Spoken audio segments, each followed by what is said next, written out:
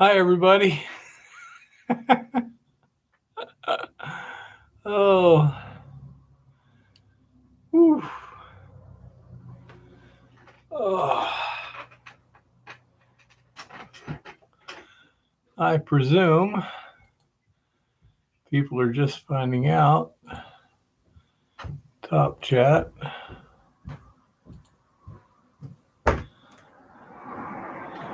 Hey, Jim. Hey. How's it going? Good. Good. That'd be your box. Hey, Lars. Oh, we just got back from Missoula literally minutes ago. Jim's just getting in here. He was down the road there getting a package that Chris Georgie sent me. Oh my goodness. That was close. Huh? You made it. Yeah. That's all that counts. Yeah. We'd have been a minute or two late. It'd have been all right, I guess. You know, if I had to stay in Missoula for Eva, it'd be all right too. Oh, sound is okay, I presume? I hope so. Oh, sound check. Sound check.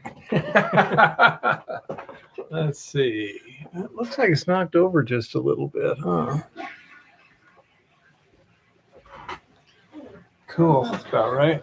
Okay. Thank you, Wolfman. Hey. Oh, dearie. Well, sorry there wasn't much morning, folks, but I've been working 10 hours now, nonstop. Oh, my Lord. It's been an interesting weekend. During the week, it was... During the week, it was so-so, not really busy, but the weekend, we headed off to the mine Friday in order to get some more ore, because I was down to like 200 or 300 pounds at most. That much, yeah. And so we went out there, and Friday was windier than hell, okay? And on the way out there, it was pushing hard. Hey, Christ, how's it going? Thanks for being here, too. And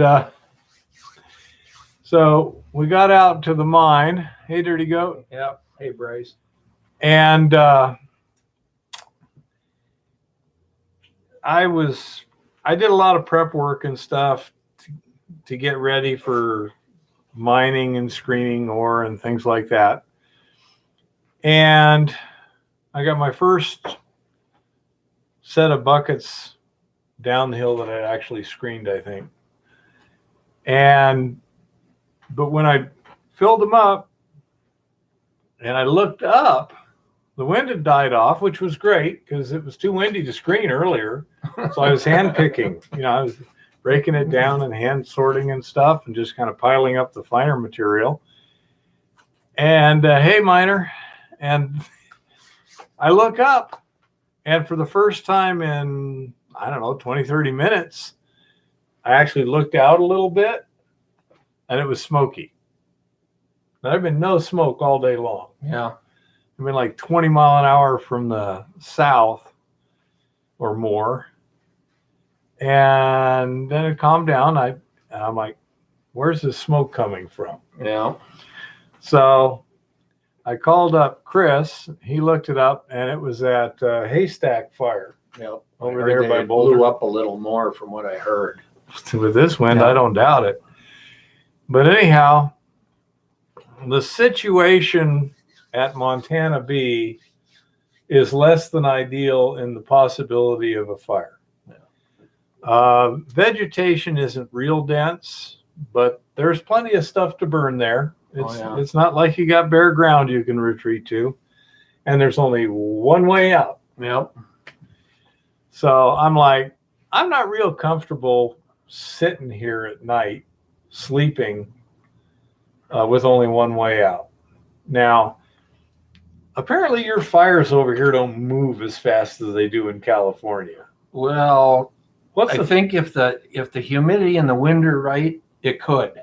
It very what's the easily fastest could. you've heard of a fire move? Oh, they can move fast. If you got the wind right. 35 miles in Oh, yeah. 12 hours? No, some of those could do, 5, 6, 7 miles an hour. Yeah. Faster than you could drive out on some of those roads. Yeah. Honestly, with the truck. I'm used to Southern California where my mom Right. used to live. Yeah. Where literally one night a fire was started and it was so late in the day that they couldn't attack it from the air. And the first thing they knew in the morning, 3:00 in the morning, people were being wakened from their Get out. no. The flames woke them up. They were already The there. roaring of the flames. And this was 35 miles away. Yeah. No, it Okay. can happen. And especially if they're like, where there's some prairie here, because even green grass will burn when you get that kind of a fire. Yeah. And if it sweeps down some of these green meadows, it'll come across that meadow just like, you can't outrun it. Okay. Anyhow, so we exfilled about a mile and a half. We loaded up the quad onto the trailer, hitched the trailer up, and exfilled out about a mile and a half. Well, first of all, now we're on 35-mile-an-hour dirt road. Right. And it goes straight away from the wind. It's going straight downwind, and we've got about a 3/4 mile clear line of sight behind us. And even then, you'll probably see the glow before it comes up over the top of the hills. But where we were at, we've got a line of sight of, 400 yards. Yeah. One way out. Yeah. No, You know? you could get, it's something that you got to pay attention to. So anyhow, I slept much better, especially as about an hour after sunset, it was hard dark and everything. The wind started picking up. And later that night, it was actually rocking the camper a little bit. Yeah. It was whistling, rocking the camper. And, I'm like, I am really glad I'm out here. Cause I was pointed right down the road. It's just hop in the truck, hit the starter and boom. Now it ain't going to outrun me doing 35 miles an hour. I'll guarantee you that. No, they're going that fast. But some of them, when you're up on some of those roads, you're not coming out of there very fast. And I was in grass this tall. Not very dangerous. No, not to get out. Yep. So anyhow, that the next morning went back in, and we The bearings. we started mining. Boss came out there, and so I took a load down the hill, I believe. And as I pulled up to the trailer, the dust cap is off the one side. Well, that's not the way it's supposed to be. And I looked, now, my eyes are less than ideal. Yeah. I could tell the axle was not centered in the hub. Oh, crap. Now that tells me instantaneously massive bearing failure. Yep. And that hub bound, that's what knocked the cap off. It actually hit the cap, Sure. And hi, Truth Seeker. Hey, Truth Seeker. So now we've got a truck, a trailer with a Bad bearing. shot bearing. Yeah. This is not something we can, we can limp home or something like that. Nope. Especially as we were planning on hauling almost 3/4 of a ton of ore and the quad. Yep. So anyhow, the boss and I started doing that. I hope that he was impressed with the tool selection I have with me at all times. The first one, you got a jack? Sure. Bring out the RV floor jack, jack it up, and take the wheel and hub off. And we're trying, the inner race was stuck to the hub. Mm-hmm. To the spindle. Oh, okay. It come off the hub. It would turn, but it wouldn't come off. Mm-hmm. And it didn't turn easy, but it would turn. So we're trying to get behind it, hit it off with a long punch. And the boss goes, if we had a jack stand, I'd crawl under there. And I go, got one, So I put a jack stand under it. And then we're like, wow, if we had a grinder, this would be easy, but we don't. So let's try this. And I tried the Sawzall I had, but it's got such a long stroke on the blade that it we wanted to jump. it'd come back and hook it, and come back and hook it, and like that. So Sometimes if you take just a cold chisel, that's what we did. just break it. So we had to take a cold chisel, break it. Although before that, he said, maybe if we heat it, we can get it off. If we had a torch, I go, got one.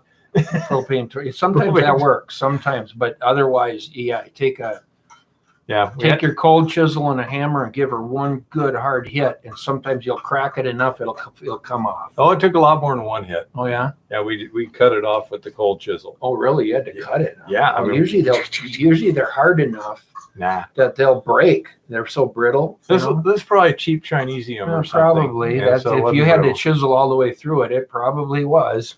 So all I know is we finally got that off, and then taking the race, the inner race out of the hub, it broke.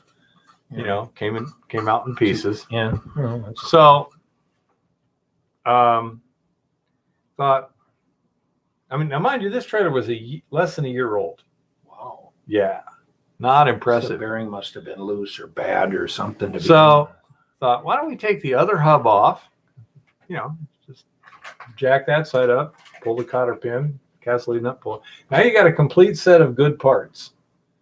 and go get some new So ones. you can go Get matched. So when we pulled it off, the inner bearing on it was checked. It was all scrubbed up. He said it to him, and I'm not an expert, but he said it was from rust because the grease on the inner race was brown.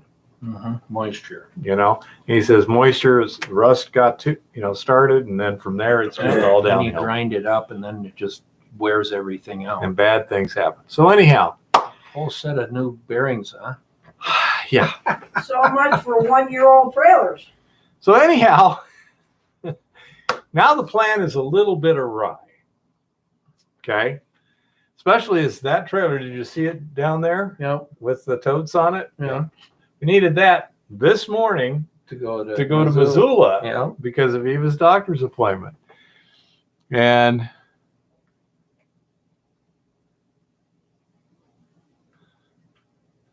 where you get your rock from, I'm not sure if that's a question. I presume it means where do we get our rock from? Currently, it's from a place called Montana B, which is generally southeast of Helena, Montana, within a 60-mile range. That's about all I'm allowed to say. Yeah. But anyhow, a privately held mineral claim. yeah. But anyhow, so the boss said, let's just mine all day, fill the buckets up, and then I'll come back tomorrow with the bearings and everything. Eventually, and he loaded about a dozen buckets in the back of the pickup truck, along with the 2 tires and hubs and this, All this stuff. all that stuff. And then he figured, then I can come back tomorrow and load the truck, load the trailer, and which he did. Now, I thought that was a bit ambitious for after church. Around 6 o'clock-ish last night, it was later than this, get a phone call. He says, I got good news and bad news. What do you want first? And I said, the good news. He goes, the trailer's back. I said, okay, what's the bad news is? You still got the quad and all the buckets on it. Unload it. And so this morning, no busted. I forgot. I've still got them down there, but I haven't done it. I think the Lord is telling me to wait. You got the right numbers, but I got to get it at the right time.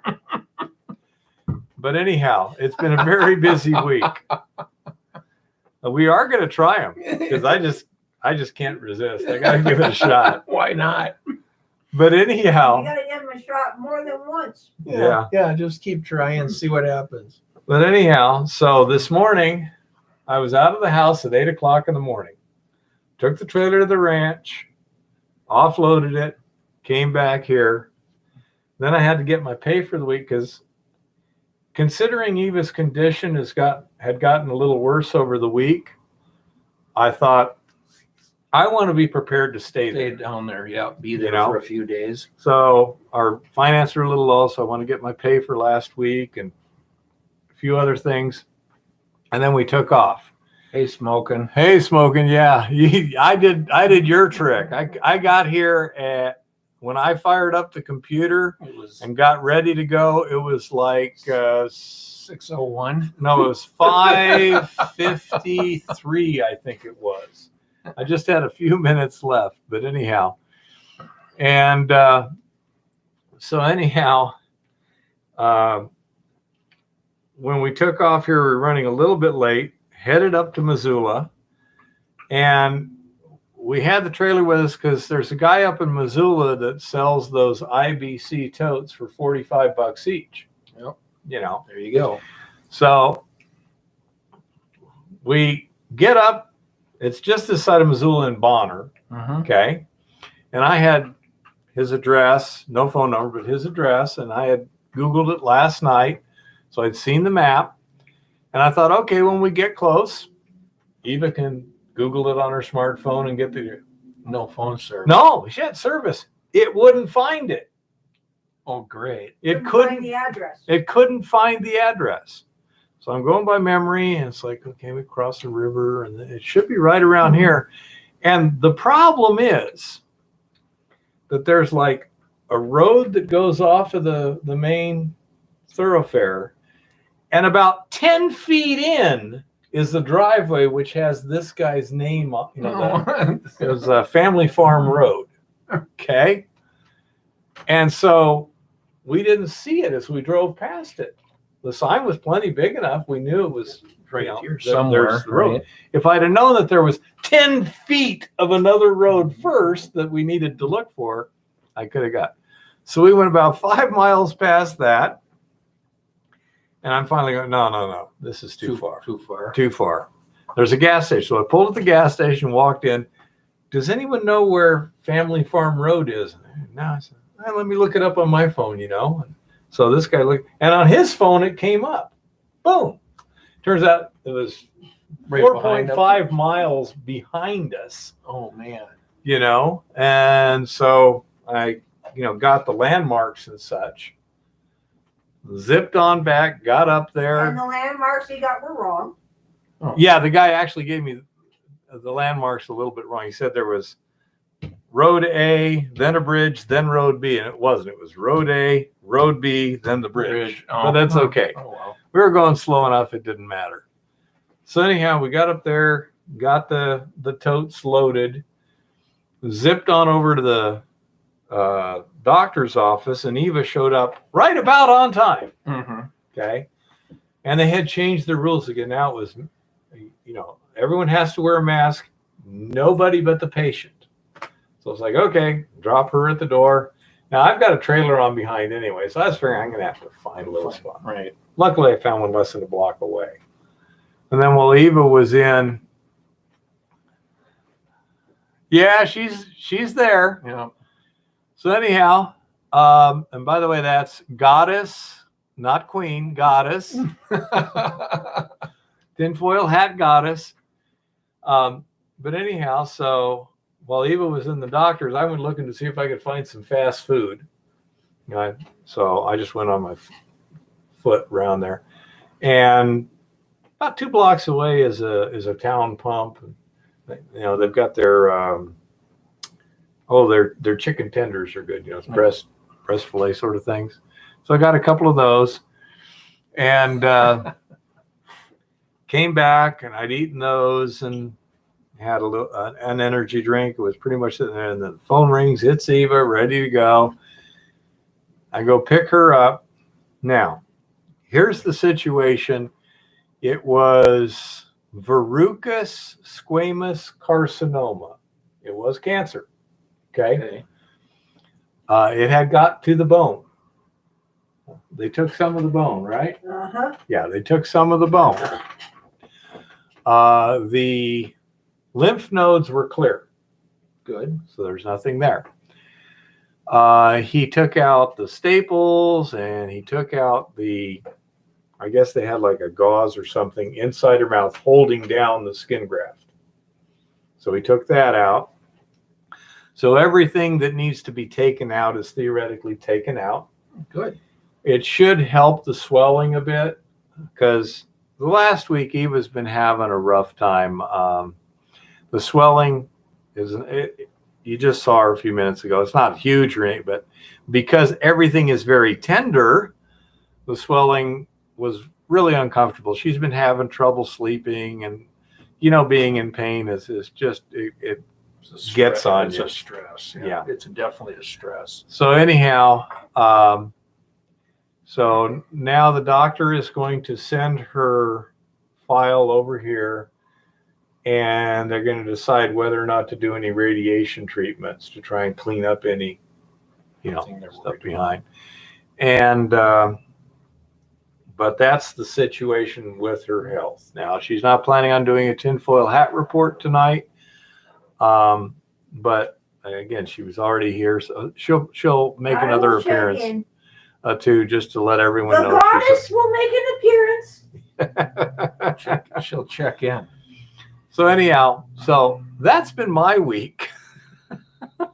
And we literally showed up here, and we got a package from Chris Georgie I'm going to open tonight. And so how was your week? I've been in the woods for, 10 straight days, I think, something like that. Yes, that's what. Staking. We staked some more claims. We kind of staked out, surveyed in where we're going to put a road in for some permitting stuff. Taking some samples. We were following some strike lines on, looking for more identification on a couple areas. We did pull some samples to send in for assays. Thank you, Coulter. It's been nonstop. Honestly, the weather's been good up until yesterday. Yesterday we got pretty much rained out all day, and this morning I went up and did some stuff that was close to the road where I didn't have to get in too far. And once it started raining hard at about 1 o'clock, I'm like, I'm going home. I'm done. I was all wet and muddy.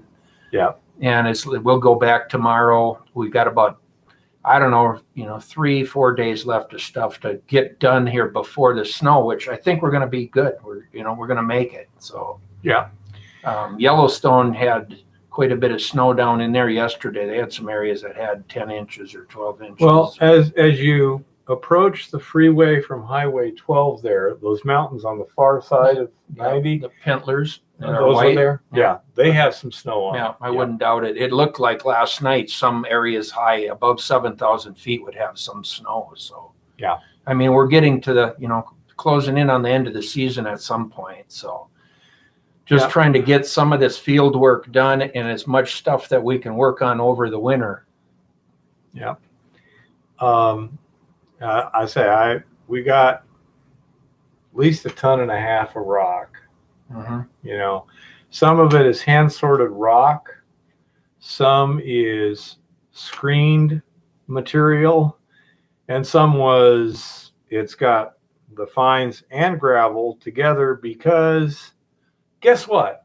In 30-mile-an-hour winds, you cannot really screen worth a darn. All your gold just blows down. You just start shoveling into buckets. So yeah, I was just raking out the coarse stuff, hand sorting the good stuff, throwing the other stuff away, and then just shoveling it back. So I will be screening it to like 1/2 inch, and then I'll run some of the 1/2 inch plus, see what kind of grade we've got there, and we'll go from there. Sure.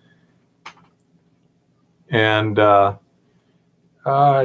Bryce, I've got a couple days left of some stuff we're doing up there. We're hoping to be done maybe by Thursday or something up there. So it's going to be another 3 or 4 days up in the mountain. So yeah.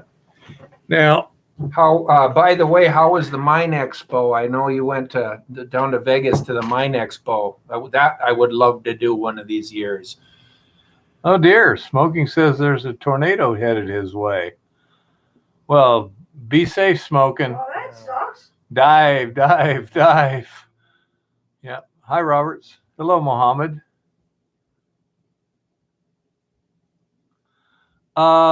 Mohammed, if you're staking a claim, on government land that's open for citizen staking, then it's just a fee.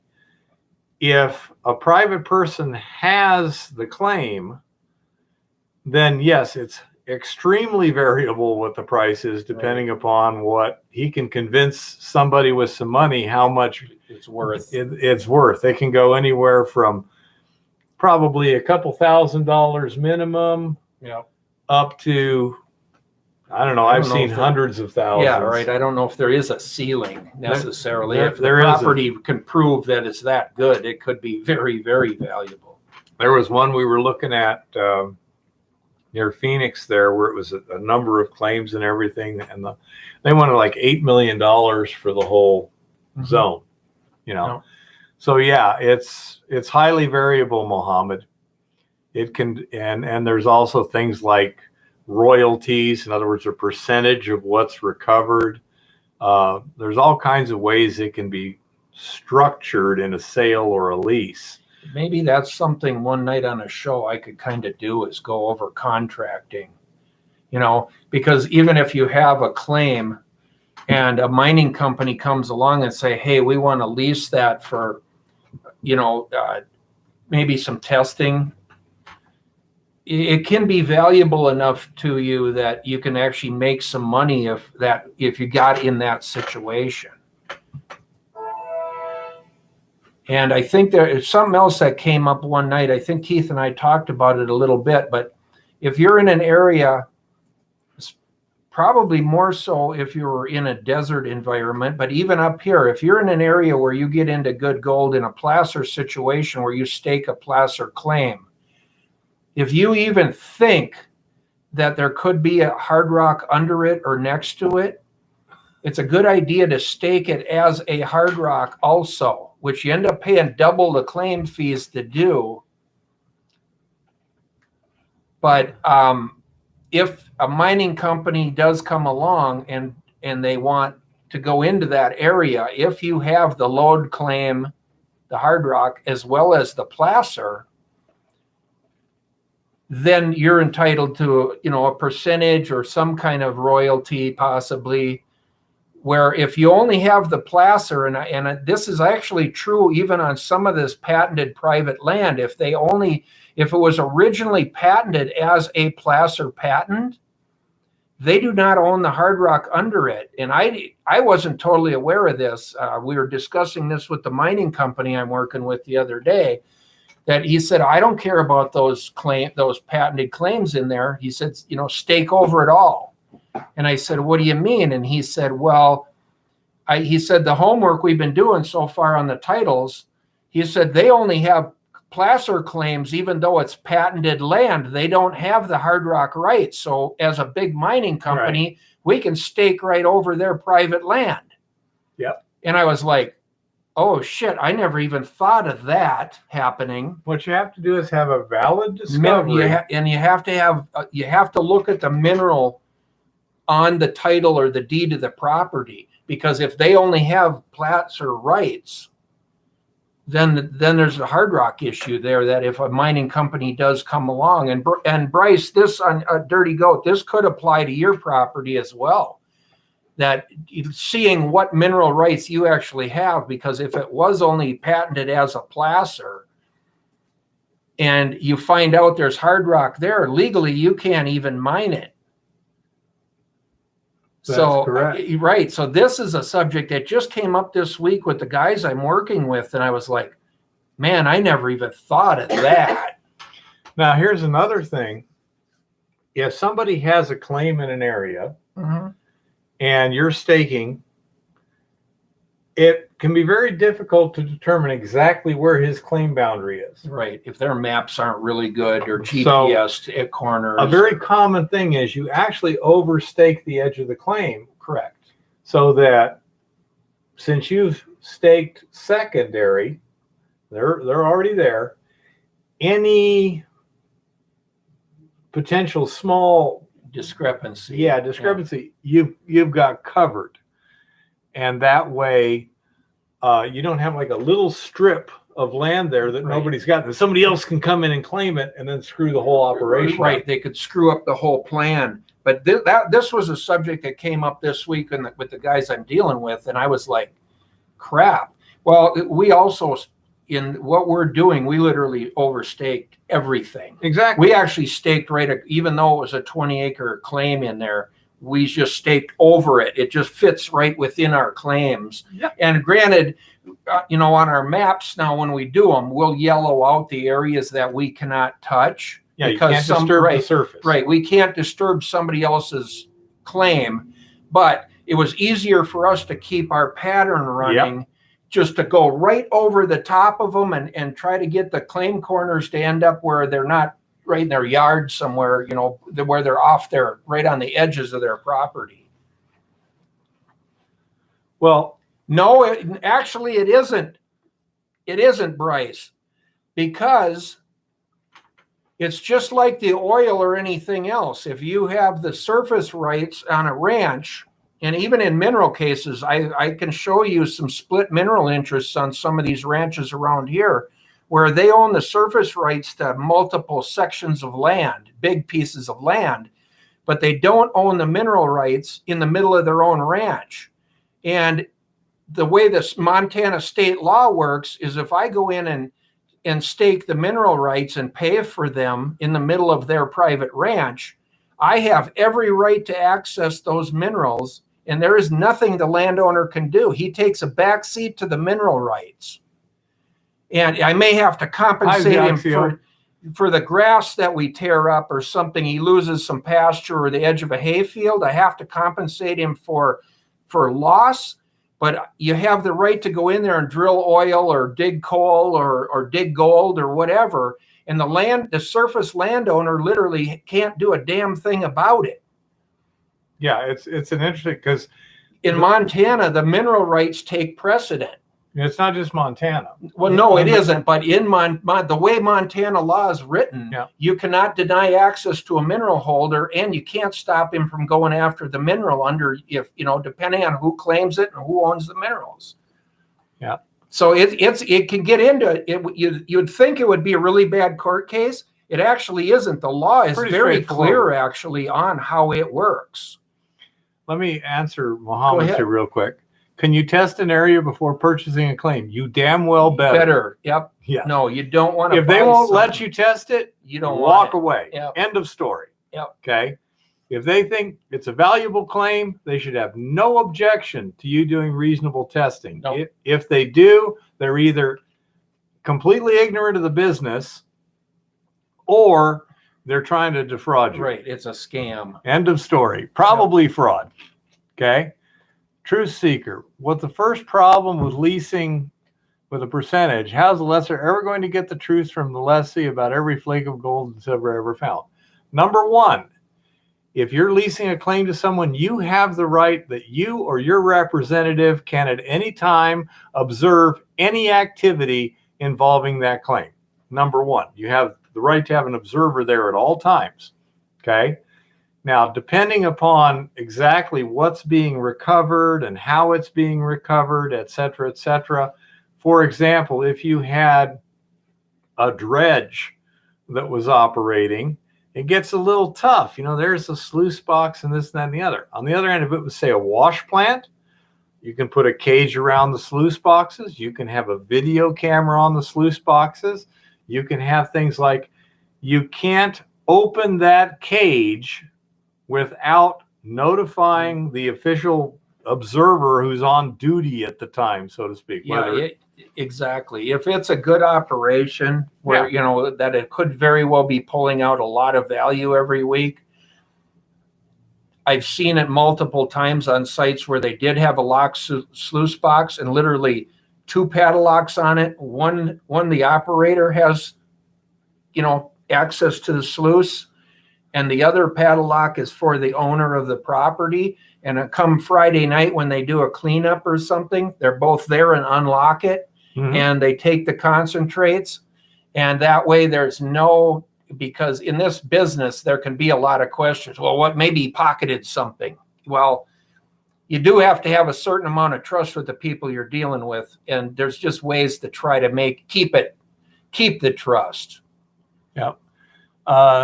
Jeff says, Mohammed, if buying a claim, you can negotiate testing of its open public land. You're welcome to test. No, you're not welcome to. You're required to test. You have to have a discovery. Yep. You have to have found something that would lead a prudent person to believe that he might be able to extract valuable minerals at a profit, Doesn't or mean you don't have a claim. Right. The paperwork is not the claim. The process is the claim. Right. Yes, Argonaut, I do operate as an LLC, and whether it really limits liability, I don't know. I mean, we did it because I've got a partner, and it was the easiest form of setting a business up with the two of us to keep it separate from our individual stuff. So it's not a bad idea. Mining's high risk, potentially high liability. Better to have a company do it than personally once you get to a certain point. It depends on the level you want to go into it. I mean, if you're personally going to go out and find a decent discovery and then maybe put 2 or 3 or 10, let's say 10 claims, 200 acres. If you claim that up, and then try to get some mining companies and geologists to come and look at what you think you found and get them involved in, doing more research into the property or the area, you could do just fine. I mean, it's 10 claims. You lease them to them with a possible royalty percentage and watch and see what they do. And in some cases on these deals, they'll come in and maybe do a year's worth of testing and information, and you're entitled to all the information they create on a mining claim as the owner or the mineral holder. You should get that in writing, though. It should be in your contract. Yeah, absolutely. And we could talk contracts some night, but there is an opportunity doing what I'm doing kind of as a professional prospector to make a hell of a lot of money. But you'd also got to, do your homework and learn what it is you're trying to put together so that you can go to show that to a mining company or somebody that would be interested in it. So, it's not something you learn overnight. Yeah. Now, here's the Oxio. Says, don't most places in Montana own both surface and mineral rights? It would seem to me that back in the day, a specific situation would have had to have happened that led to split rights. A very common one. If you homesteaded the land, you don't have the mineral rights. Unless you asked for them or paid for them. Yeah, you only have the surface rights. So anything that was homesteaded, which a lot of this land was, for agriculture. The mineral rights did not come Here's with another that. thing that we run across quite often in Montana is when the government helped fund the railroads to be built, east to west. They got every other section of land in the state, in a lot of area within a certain mile, something like that. Either side of the railroad, they got every other section of land. Well, to fund the railroad, they sold those quarters, or in some cases, the full sections, to ranchers or loggers or whoever to fund the railroad. But they withheld the mineral rights. Yep. And on some pieces where they didn't even get the mineral rights, the government withheld the mineral rights. So now you've got situations where a rancher may have all this damn land, but he only has maybe half the mineral rights. Another split mineral rights situation is if the mineral rights maybe were moved to the kids, the landowner dies and he gave each of the kids a percentage of the mineral rights. If the kids didn't stay up on the mineral rights, and let's say one of the kids had the mineral rights and died and they had no heirs, if they didn't stay up with maintaining the taxes on the mineral rights or the filings every year, the mineral rights go back to the state. So now you've got a split estate of mineral rights within a given area. So you always, even if somebody says, I'll give you permission to mine on my land, you have to do the title work to make sure that they even own the mineral rights. Absolutely. Because some of these ranches, the mineral rights were given to the Catholic Church or something years and years ago, and the damn people on the ranch don't even own their own mineral rights. Well, and the thing is, too, if you're mining that and get caught, that's called theft. It is. It's theft. Yep. So if you go in there and start mining it and then find out later that they didn't own the mineral rights, it could be a federal prison sentence if Yeah. it went bad. If it went bad, it could go real bad. Yeah. Let's see. So Busted Knuckle says same thing in Australia in general. And the reason for this is surface rights don't generate a lot of tax dollars per square foot in general compared to mineral rights. This is why the government preferentially gave precedence to the mineral rights, because you can make a lot more money per square foot with a good mine than you can grazing land. So that's why. Somebody asked, how do you get discovery on private land? Well, let's just generalize a little more. Not private land, but the surface rights are owned by somebody. It could be a placer claim, could be private land, etc. First of all, if you can reach an agreement, get it in writing with the person who owns that, then you can go in and do exploration and get a discovery. If it was private land, you could discover minerals there. Again, if they were not claimed, if they're open for discovery, except that it's private land on top, you might be able to function that. But what they're doing is something entirely different. They're doing the hard rock. It's not part of the surface estate. Even a placer claim doesn't give anyone the rights to the bedrock. No.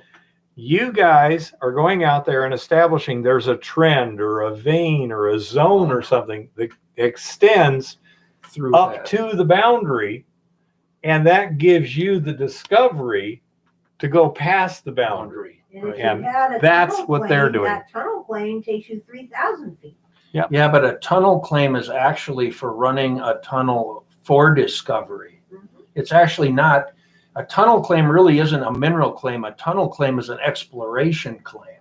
That would be a good thing if you wanted to get under somebody's land, I would think. Well, yeah, or get back under a mountain somewhere. I don't know. I can't even think of where a tunnel claim has actually been used in Montana. I'm sure it probably has, but I'm not aware of it. Man, we got a lot of stuff stacking up here. Basically, the way the BLM works, Bureau of Land Management, if it's, and we just did one here, I don't know, a year ago or 2 years ago, we filed the paperwork on a private ranch. And the rancher, was unbeknownst to him, found out that he didn't own all his mineral rights. He didn't even know that. So we had to school him and have him call BLM. But all we actually had to do was file 90 days ahead of time with BLM a letter, a certified letter, and send one to the landowner that we were going to be entering that land to do some discovery work. Mm-hmm. And right away he got a hold of us, like, what are you doing? And I said, well, that's part of what we have to do. We have to notify you and talk to you that we're going to come through that gate and we're going to come in here. We're not going to disturb anything that we can't just fix. And he's like, I didn't even know I didn't own the mineral rights on that piece. And I said, well, if you have questions or you don't believe me, I said, just simply call this guy at BLM and he'll tell you what Montana law says, what the federal law is. Go ahead, Keith. In that situation, suppose you're the rancher. And now this bozo here comes up to you and says, hey, we want to go on your land and search for minerals. How can you stop it? One way. Go File out the there claims. and file the But claims see, yourself first. by But you need a giving- discovery to By hold giving them. him the certified letter, I basically claimed it without claiming it. He can't all of a sudden run to BLM and claim the mineral rights. You can't do Nope, it in not Montana? once he gets the letter, he can't run out there and quick file on all of it and pay the fees. In Arizona, he's you screwed. No, you can't here. Okay. Once he gets the certified letter that I want access, he can't jump in the middle of it. Let's see if we can get He could buy it from me. He could say, no, I don't want you to come on my property. And how much would it cost to keep you off my property? And I could say, hey, well, stake the claims and it's going to be this much. Let's see if we can zip through some. I mean, it's a dirty way. It could be a dirty way of doing something. I would never operate like that. But you honestly, if you went searching for mineral rights, it would be an ugly way of pissing a lot of people off. Yep. Who wants a claim that doesn't have the legit minerals, though? Test. Yeah, absolutely. But that's one of the things you got to do first. There's situations that, and I know of another mining company that ran into this. They leased some placer ground, and it showed who the surface owner and the patent owner was. But somewhere back 30, 40, 50 years ago, the mineral rights actually were split off of that placer and given to the church. In this, 50% of them were given to the church. Oh, so the landowner, he's there. He wants his cut of the gold coming out of the ground, and little do they know, till after they're already into this whole process, they find out that he only owns half the mineral rights and the church owns the other part.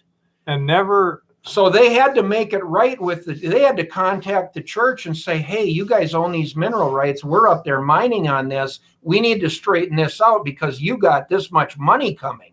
And a horrible, horrible thing to ever do is something like that, where you have a certain area of land, and somebody owns half of the mineral rights, the other one owns the other half.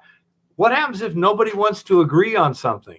Split the property down the middle, give one person one half of the mineral rights that way, the other one the other half like this. So everyone has it could be 100%. Right. It could be a legal. It can be mess, ridiculous. Can of worms. Okay, Busted wants to know, how much is the land bond on a claim and what are the entire costs involved for you? There is no land bond to stake the claim. For mining the claim, you will have to put up a bond. Let's see, right now, the actual filing fees, you're going to have to spend, about $20-$30 at the county recorder's office per claim. To record the claim, and then you spend it. What is it, 165? No, it's more than that. 245 now. 245. It works out to. I just in my head I use the number $275 because I'm covered. Yeah, but it's really like $265 or something. Yeah, it's about $275 or a little bit less. That's a 20-acre claim. Yep. Whether it's placer or hard rock, it doesn't matter. It's 20 acres, and you can stake it smaller than that, but they like to see it like 600 feet wide and 1,500 feet long, ideally. Yep. I mean, if you only want to claim 5 acres, you can claim 5 acres, but you're going to pay the same amount of money. And the load claims can be oriented however, right? But they prefer a placer claim to be set up along to the cadastral grid. Right. Correct. Zeoxio, can a patent mining claim be sold off with split rights? Argonaut answered, yep.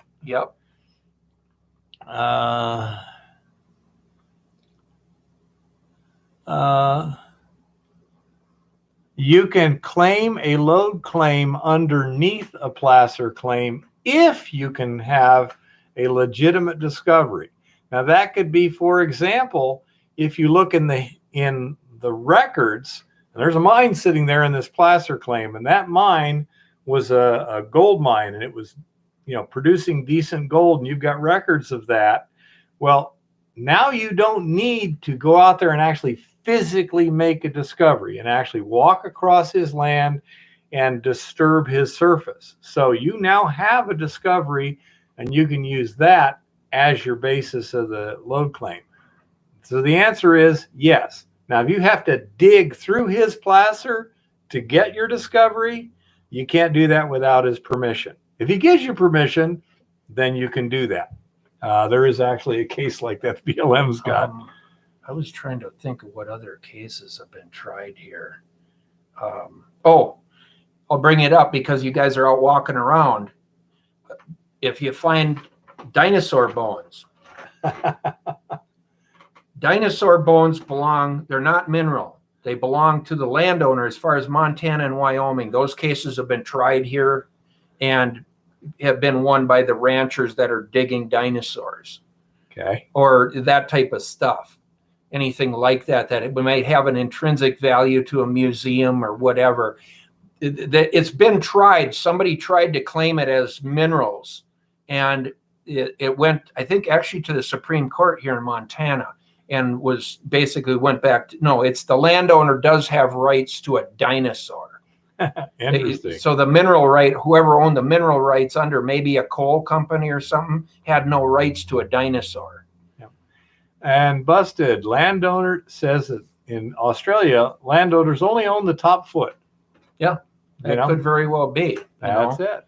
And here you could, when they consider it a placer, that means loose gravel.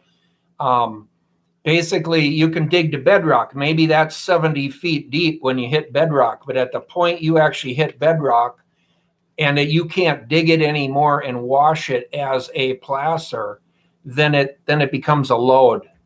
Yeah. And it's a totally different thing, which that was kind of brought to my attention this week. And that's why I brought it up, because I didn't actually realize that.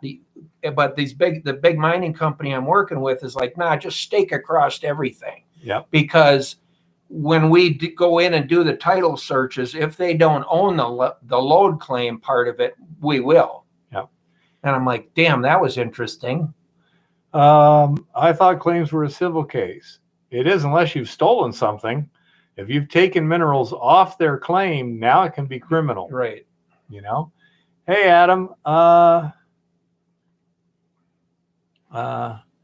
deep does placer go to bedrock? Depends on where you're at. In the Tucson area, 2,000 feet. But basically, any of the unconsolidated surface materials, until it becomes rock, is bedrock. It can get a little strange when you have sediments that become cemented into a conglomerate type rock. That's actually identifiable, though. That it was a moving. Yeah. When it becomes caliche or something that's cemented very hard, it's still possible to tell what's real bedrock and what's cemented gravels. Yeah, the feds they don't adjudicate claim disputes unless they're one of the disputes. If they want to invalidate your claim, good luck. Yeah, they will be in court and they will have expensive lawyers. On the other hand, if Jim and I were to have a disagreement about our claims, the Fed just stays out of it. Yeah, they have.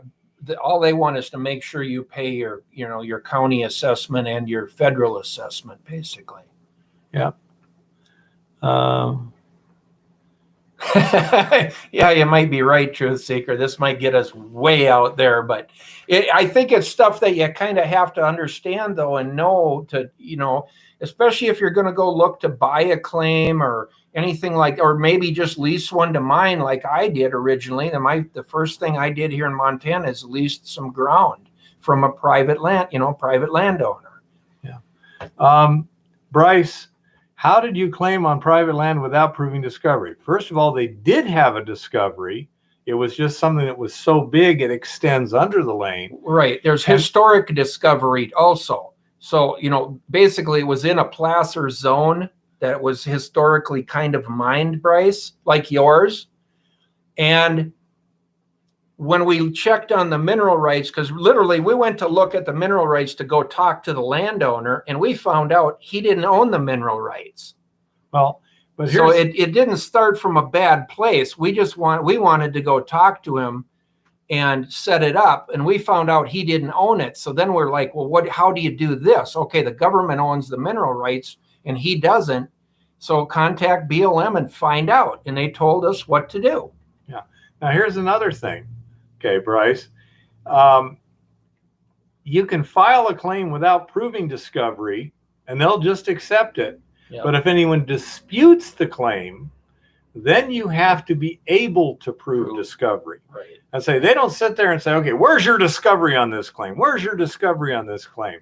They're like, okay, 165 ducks, 165 bucks. You bet, you bet, you bet. Right. They'll take your money. And then if I want to steal his claim, thinking he doesn't have a discovery, then I'll overstake it and with my discovery, and then I'll file in civil court saying he didn't have a valid discovery, and the court adjudicates it at that point. And at that point, it'd be hard to say who would win, but if you got it in court and you got enough money to play the game, you might be the winner. Yeah. Well, the other thing is too, if the federal government wants to withdraw certain land, then they might go through the claims and say, well, we want to get rid of this claim because it's, proposed wilderness or whatever. Right. Then they might come out and say, prove the discovery. and you might have to be able to do it, or else they will just invalidate. Right. They would probably just invalidate it and then say, well, that's what they've done to guys on some of the edges of this wilderness stuff is you Yeah. just invalidated them and then made them fight to Yep. prove that now the government owes them money. Yep.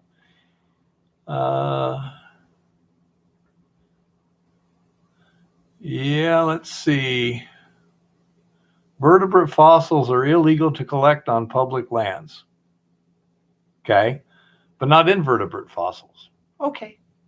So dinosaurs, if it's on public land as opposed to private land, you can't collect them. They're not minerals.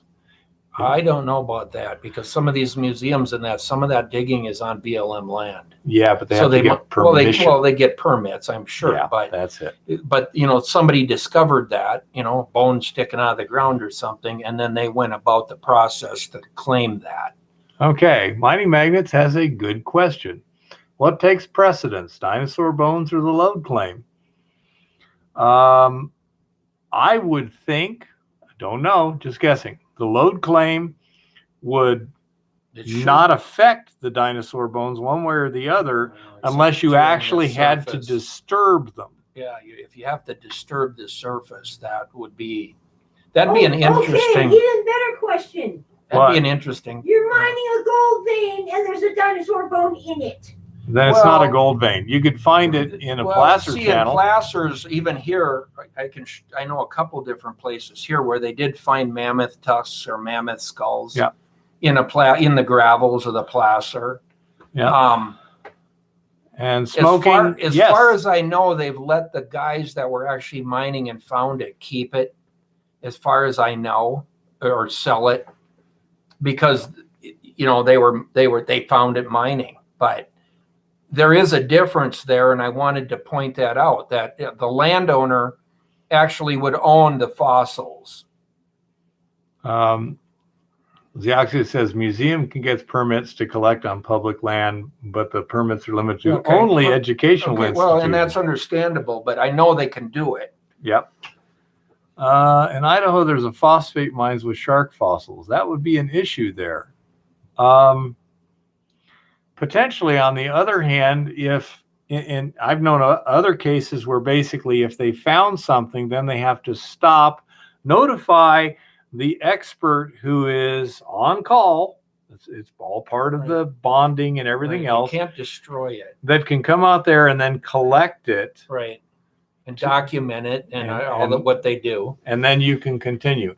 In Israel, they have a real problem because, they're like, if you're building a subway in Jerusalem, you got 2,000 plus years of history you're digging stacked through. On top of each other. Yeah. And so it becomes a real pain in the butt. When you're in Arizona, you can run into Indian artifacts and old structures, this, that, and the other. And again, the rule is when you get your permit, there will be conditions in that permit. For example, if you run into a grave, if you run into artifacts, what is the procedure? And it will spell out the procedure. And I will guarantee you, it's not a procedure you want to do because it's going to be time consuming and expensive. Well, it can stop your project, unfortunately. I mean, that, finding something like that, not expecting it, could literally park your project for 6 months while the geologists or the archaeologists are in the middle of it, figuring out what to do. Yeah. The phosphate mine collected and documented the fossils, and after a whole bunch of research and brand new discoveries about those bizarre sharks were made. His neighbor wrote the book on it. That's cool. Yeah. Is that up by phosphate there? I-90, just north of the intersection of 12. There's a lot of phosphate. A lot of phosphate around here. North Dakota's got phosphate. Canada up here, just north of the border, is full of phosphate. Yeah. No, it's these phosphate mines over here did real good until after World War II. But which is interesting because the phosphate mines here were supplying the Japanese. Well, why not? We're supplying the Chinese with military hardware. We're fighting them, and they were getting their phosphate for their ammunition here in Montana. Pretty crazy. Right now, we're giving equipment to the Chinese so they can reverse engineer it. Right, I know. It's just the whole thing, you know, when you look back at history, it's like, what was going on here? Yeah. Hey, Andy, there's a lot of that going on. I've got some interesting stuff for the tinfoil hat report today myself that, if true, is going to be really earth-shattering. This week has been, I mean, I haven't been home but a few nights where I've actually, you know, tried to keep up with what's going on, but I'm like, man, it's coming every day faster and faster what's going on. Oh, yeah. Yeah, you find fossils or artifacts or whatever. Yeah, life sucks. You're not going to get anything done at any speed. Period. End of story. Oh, yeah. No, Zioxio, that's absolutely true. I remember being from Minnesota. They were doing a lane width deal up on Highway 169 going north of, I don't know, about 100 miles north of Minneapolis. And they dug up an Indian in the middle of the road. Uh-oh. Yeah, so it stopped the project, and they ended up in there with all these guys, archaeologists and stuff, sifting ahead of them as they would clear off areas. Yeah. And they did that for like 7 years. So the road, you'd come up the highway, and it went from like almost a 3-lane highway, and it narrowed down to 1 lane for almost 10 years because all the staking along the highway where they were going to widen it, they had to go through and dig all of that up to make sure they didn't find another one. And it was absolutely hilarious because it's like, well, you know, theoretically, he could have been buried there, you know, 150 years ago. But the fact that they found one was enough to shut that project down for over 10 years. And it broke the contractor who had the contract because, you know, he already had material and everything figured out to get this job done. And now here we sit. Well, he didn't have a well-written contract. Well, he probably had an insurance policy that on the backside of going bankrupt, but you never know.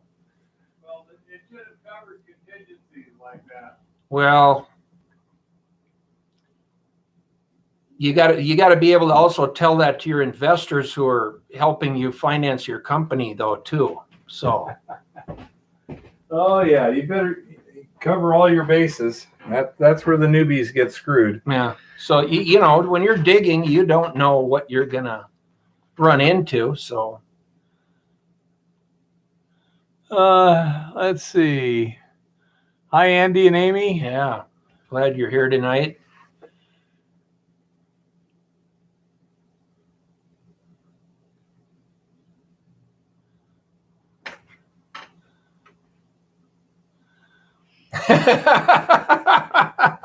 Well, yeah, smoking. You're probably right. You know, they people archaeologists have been saying we could start excavating our sanitary landfills now. All right, I got a story for that, smoking. Believe it or not, I do. I mean, a friend of mine bought some land up in northern Minnesota, and he decided he was going to build a cabin, and he was right off of a main road. So they excavated out the footings in the basement. He just put in a crawl space under the cabin, but they excavated it all out and made a big mound over in the edge of the woods. Uh-huh. And they got the footings and everything in and capped it. And I think it went like a year before he came back to build the cabin. He had it capped, so the floor on it. And he came back, and there's a whole bunch of Indian stuff on top of this mound. And he's like, he asked the neighbor, what the hell is that? And he said, I don't know. They had a ceremony out there one night. And it got into a frickin' legal battle. And he basically had to go back and look for all his pictures and prove that he put the mound there because we had Indian mounds in that area. But it was actually just a mound of dirt from his basement that they piled up and the grass grew on it. And everybody thought, well, my God, it's an Indian mound. And it ended up costing him quite a bit of money to fight it to prove that he put the pile of dirt there to begin with. Well, he should have just sold it to the government. So, build his cabin next door. So your comment there isn't, it actually isn't as funny as it is.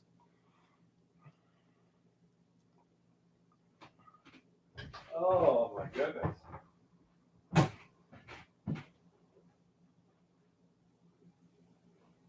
Oh.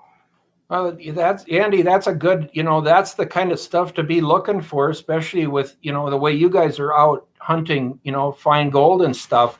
You pay attention to the rock and the areas you're in, and if you can start to put any kind of historical perspective on it, and possibly line it up with maybe some other mines. Maybe that mine's 2 miles away, but if you can start to build a strike and start to figure it out. And that's what basically I did with what I'm working on. It took me quite a few years to kind of build my own map of the area regionally of what I was in and to start to understand how it all fit together. And once I did, knock on wood, I right now possibly have a pretty good deal I've put together. But to go out and do it again, maybe I can't. I don't know.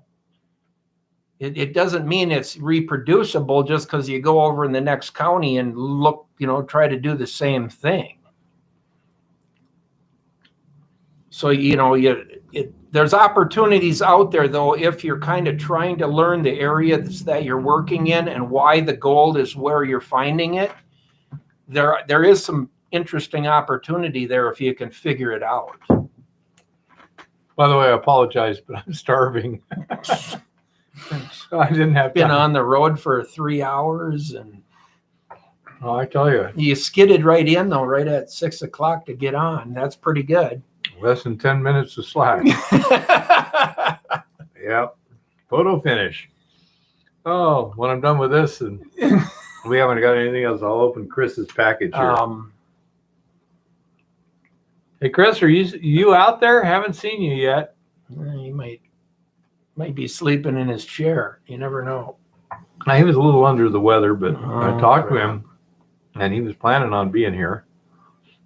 Well, I'm sure he'll probably ought to call him so as I'm opening up the package and looking at stuff, he can comment. Yeah, he's a really nice guy. He sent me this care package here with resin and other stuff at no charge, I really appreciate the help. I think we got most of the questions on there. You might want to scroll back, but I think, we worked it up to the end. All right. I think we're trying to get everybody's comments and questions in. So, yeah.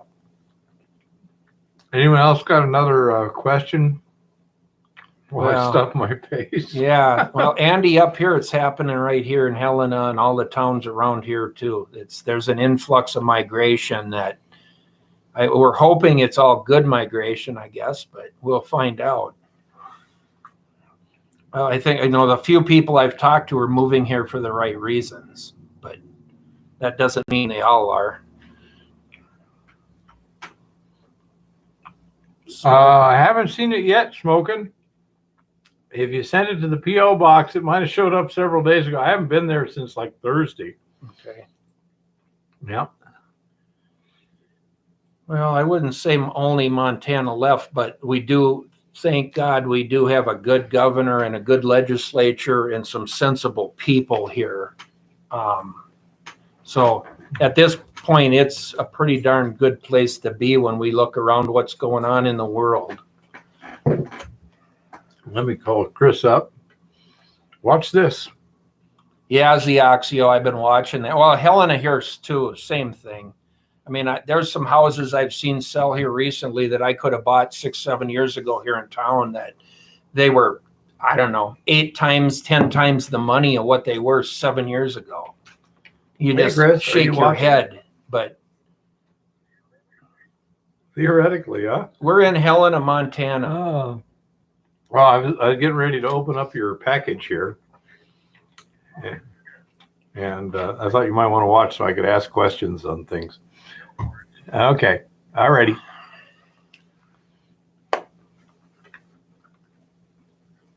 Well, so far, Zeoxio, that tide is starting to change. I know for a fact there's a couple of big mining companies looking at some big stuff in Montana right now.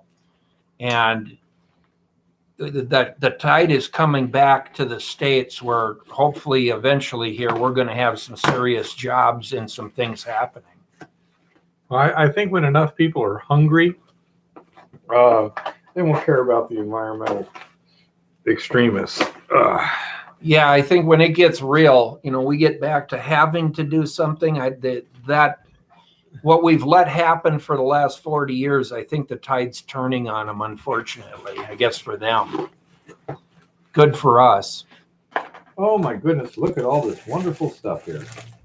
You didn't do it on camera. Well, he's going to get the box open. Yeah, I got to look at individual I'll let you in things here a little bit.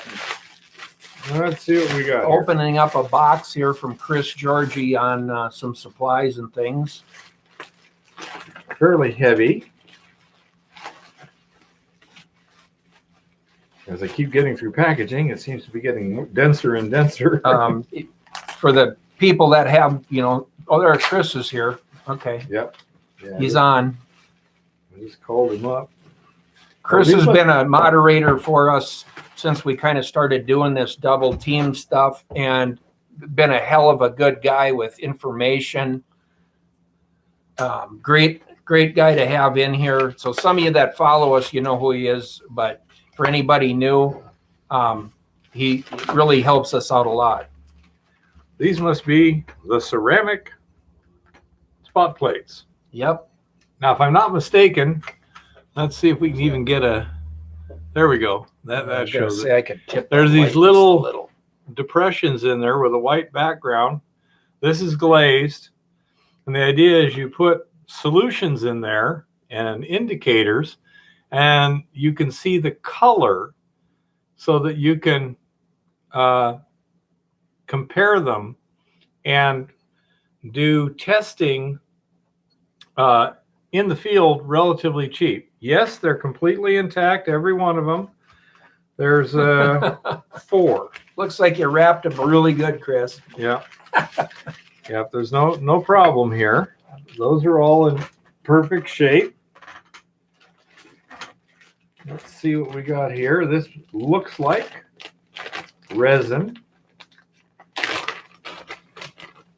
And for all of those of you who've been wondering what resin looks like, yeah, you can see on the top there, see the beads kind of sticking to the... How's that? Yeah, that looks good. Yeah, they're sticking to the bottle, kind of. Yeah. As you can see, those beads are awfully small. So if you were to use these size beads and mix it with the ore slurry, you'd have a real tough time getting them out. So this would something this small, which has a lot of surface area, you would generally use in a resin column of some sort. So that's the cation resin wax water 104134. He sent me several different kinds of resin so that I can try a variety of different things and see what works the best at dissolving the gold. And here's a different resin. A little stronger. And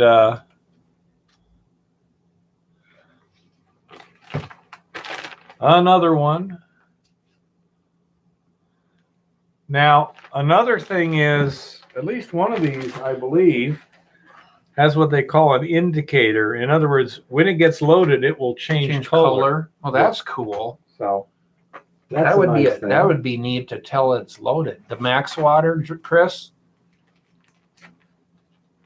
So that would be neat. These are some solutions, it looks like. Not an indicator on those. Okay, so those aren't.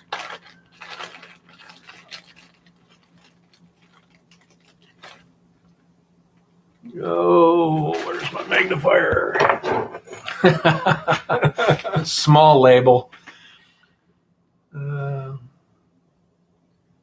Stannous chloride. Nope, this is tin chloride. And this I will dissolve in water or some other solution. Indicator resin. And All right. but anyhow, Thanks, Chris. that will be used when added to the solution to precipitate the gold and get a color. And here's yet another resin. Andy, on a lot of those drainages that happened, that depending on water and how they were sluicing and what they were using. These all seem pretty fine grained compared to what I was expecting, Chris. So, I thought they were more like 20 mesh or something like that. That Yeah, we'll have to use a pretty fine sieve. Andy, in a lot of these drainages, even here in Montana, Idaho, Alaska, if they were old workings, there is an opportunity of actually finding, viable gold to mine yet within the old workings, because of that. In a lot of cases, they only did get half of the gold. So in a rich drainage, you realistically now could actually have a commercial operation and do quite well, especially if you can dig, where bedrock turned over, or some deeper areas that they couldn't dig a swimming pool in what they were doing. They had to have enough elevation to wash the gravels away from them. And if that meant not taking all the ground to keep the elevation running, that's what they did. So in a lot of cases, the pockets that they were actually looking for were unachievable for them, where with equipment nowadays, that's not the case. And this is a micro pipetter, so that you can dispense very small quantities of liquid with precision. So I'll have to read the instructions on that one. But again, way cool. I now got another tool to throw at this stuff. And okay, everything seems to have come through intact, Chris. And are you confident that the stannous chloride will precipitate the gold in the Eco Goldex solution?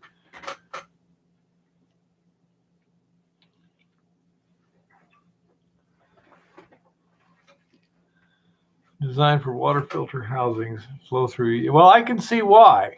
You're going to have a porous material with a pretty fine pore size.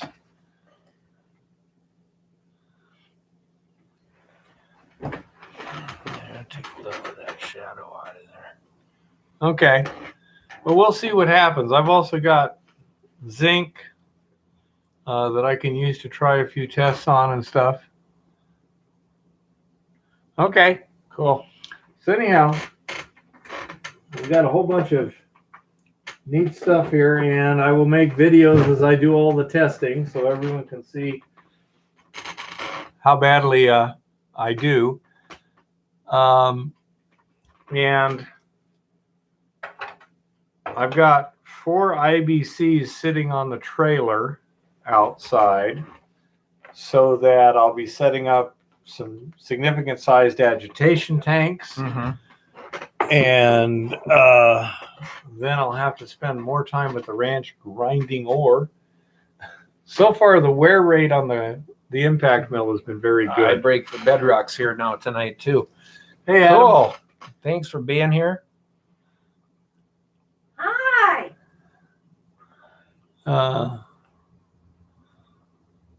Okay, Chris.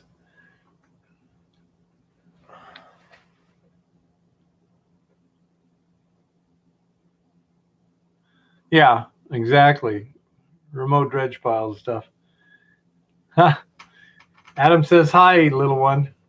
She said, I think you heard her say hi there.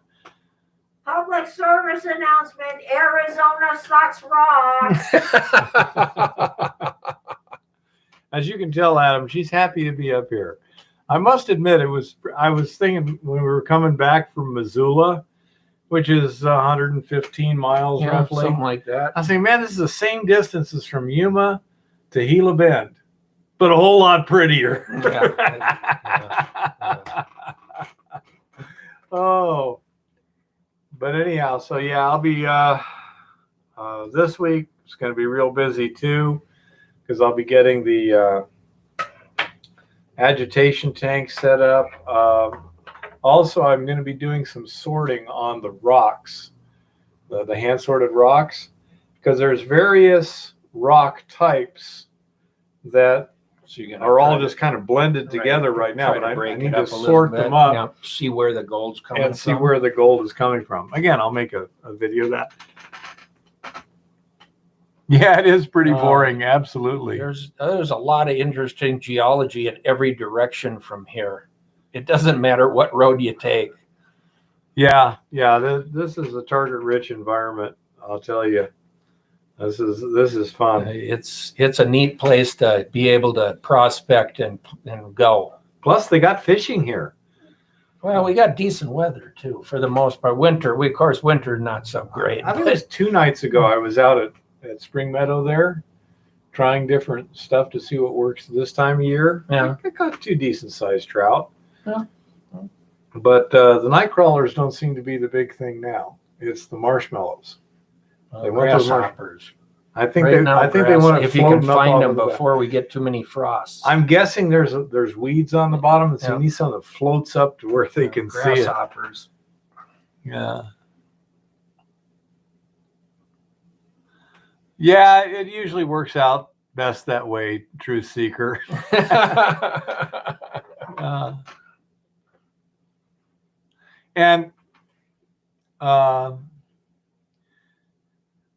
Yeah, Andy and Amy, I break for bedrock's damn good with both detectors and dry washers. They're pretty good.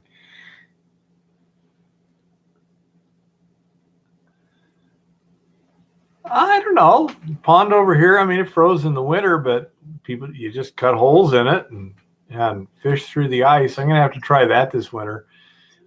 Oxio, I thought you were a true Montanan. Yep. It's only cold for a minute or two. Yeah.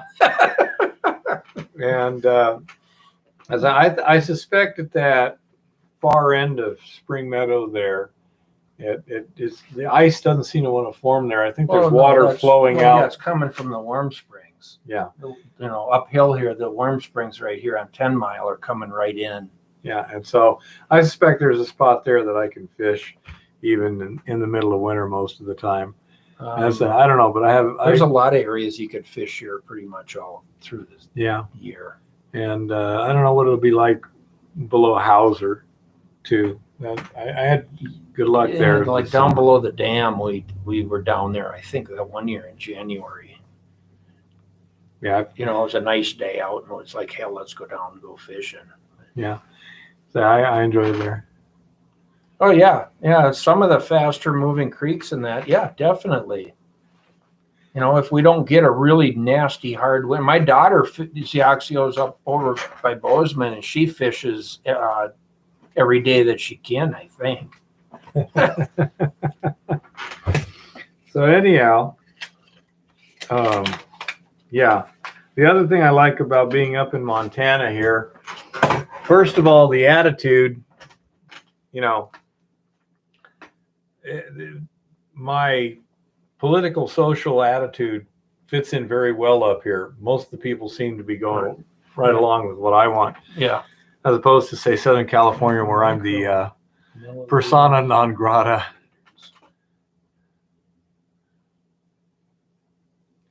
Not sure what you were typing there or why, Roberts.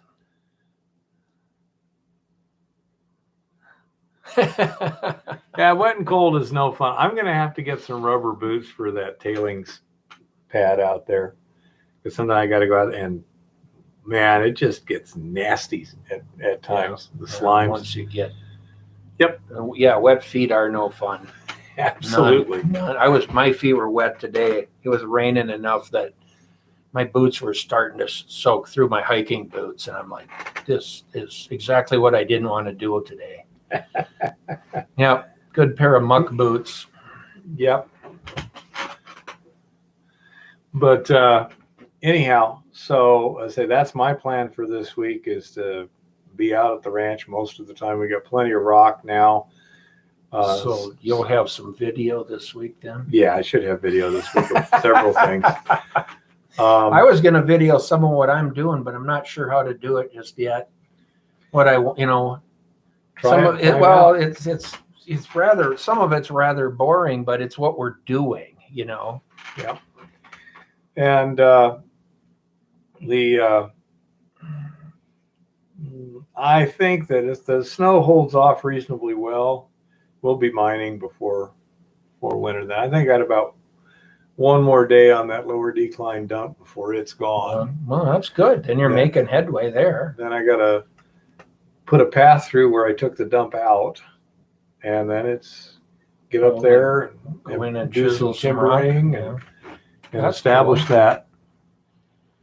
Yeah, but it's got to, I say, at Montana B, it's only 5,000 feet. So it's to stay on the ground, it takes a while, Yeah.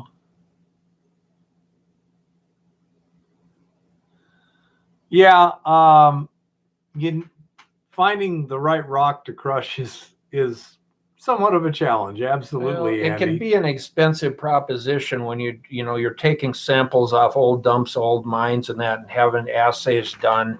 And even if you're only looking for gold and silver, you start doing $35, $45, $50 assays.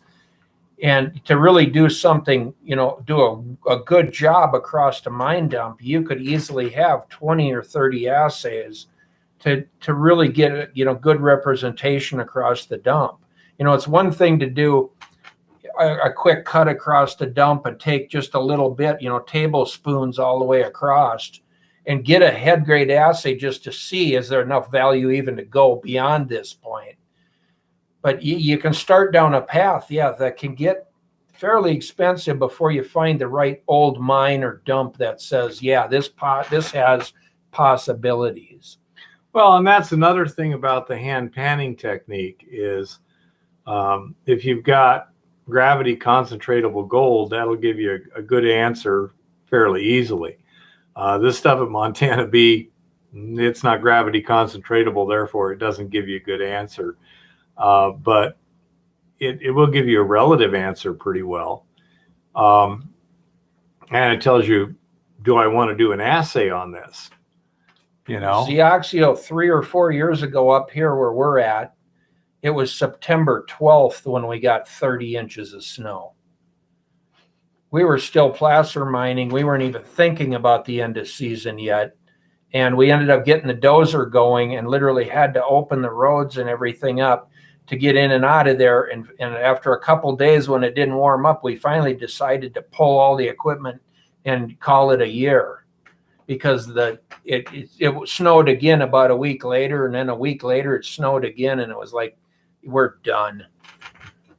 Yeah, that is got to be one of the most frustrating things around here is you can't predict when you're going to be able to work. Well, in 11 years, that was the earliest we were ever shut down. Usually we could placer mine till at least somewhere 8th, 10th, 15th of October. In a couple of years, we actually made it almost to Thanksgiving in November. So you don't know. At elevation here, the weather can change. It can be 80 degrees and 6 hours later, it's below zero. Well, it's just that erratic. Say where we're at with Montana B, we'll probably, I've been told, be able to access it into November. In a normal year, yes. Yeah. I would say in an average year, probably. Yeah, so we shall just have to see. When I say, well, do what we can do. And that's one reason we went up there and got a bunch of ore. One of the problems too is I can't really do the leaching in the winter either. Right. Yeah, you'd have to have an indoor facility that's heated and maintained, climate controlled. Yeah, so it's not like, well, I could do the mining now and then do that later. It's like, no, I'm just going to get shut down. Yeah, I don't know what I'm going to do this winter to stay busy, but I'm not worried about it. Yeah.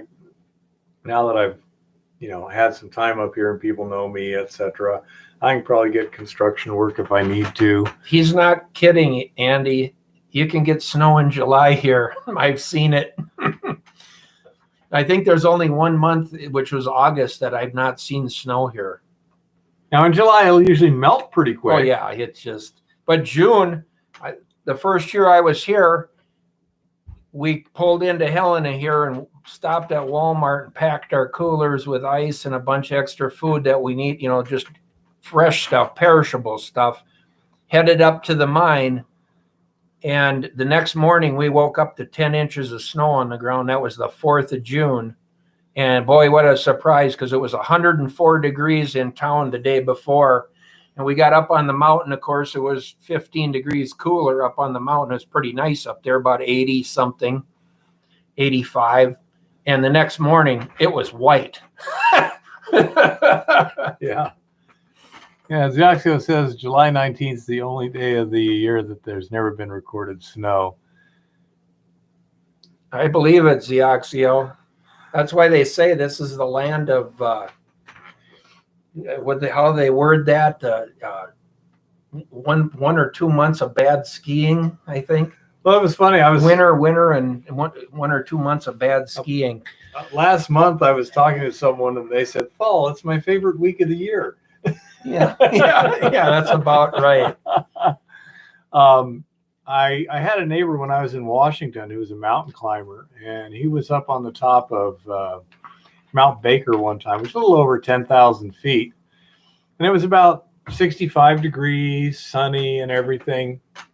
And luckily he put his tent because he was going to spend the night, because in, I think he said 30 minutes, it dropped to 10 degrees, 60-mile-an-hour winds. Yeah, a blizzard. If a blizzard comes in, it can change. It within an hour, it can be like a whole different place.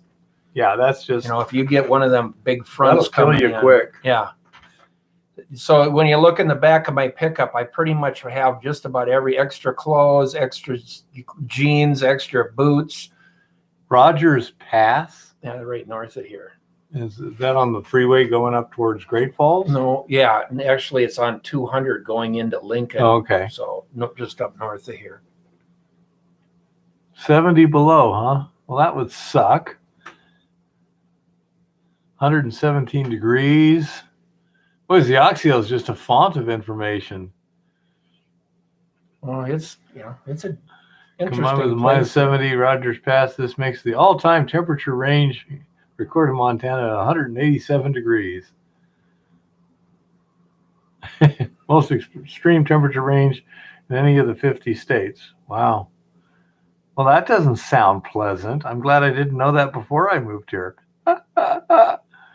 Well, they've had some massive floods some of them years in the spring, because it'll go from huge snowfall here, snowpack, and all of a sudden you'll have a day that it'll go to 95 degrees outside, and that snowpack will come out of these mountains in a matter of a couple of days, and it's unbelievable. Yeah. How you can lose 8 feet of snow in 2 days or 3 days. You're just going, wow. Well, the one thing that I noticed this spring was it didn't seem like there was a huge runoff at any one particular time. No, it kind of came out slow. It was a decent spring for, at least it saved us against the fire season. Hey. It's that time. Okie dokie. And she's here, folks. The goddess is in the house. Hey, everybody. I haven't done much reading the last week or so because I have been in a ridiculously discommoded frame of mind.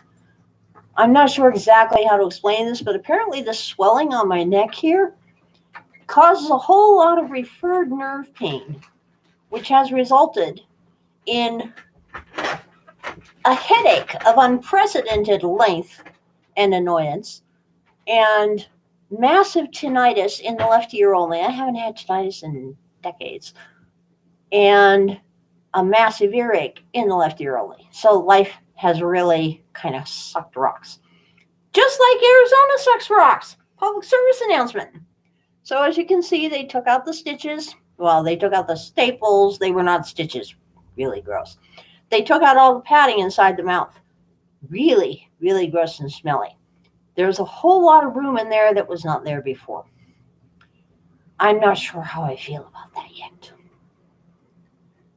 Hello, mining magnets. Hi, Andy and Amy. Hi, Wolfman. Hi, Zioxio. Hey, Truth Seeker. But, yeah, apparently this week I did read a little blurb that there's a new record number of container ships piled up outside the ports in California. Over 65. 65 and counting container ships full of stuff, which may explain why there isn't much stuff in a whole lot of stores. That plus the fact that a whole lot of truckers are now beginning to actively avoid California because between the crime and the no idle rules that California put in place at some point, they really don't like to get stuck there. So you can expect the supply chain to start getting even more rickety than it was. And for those of you who can, be aware.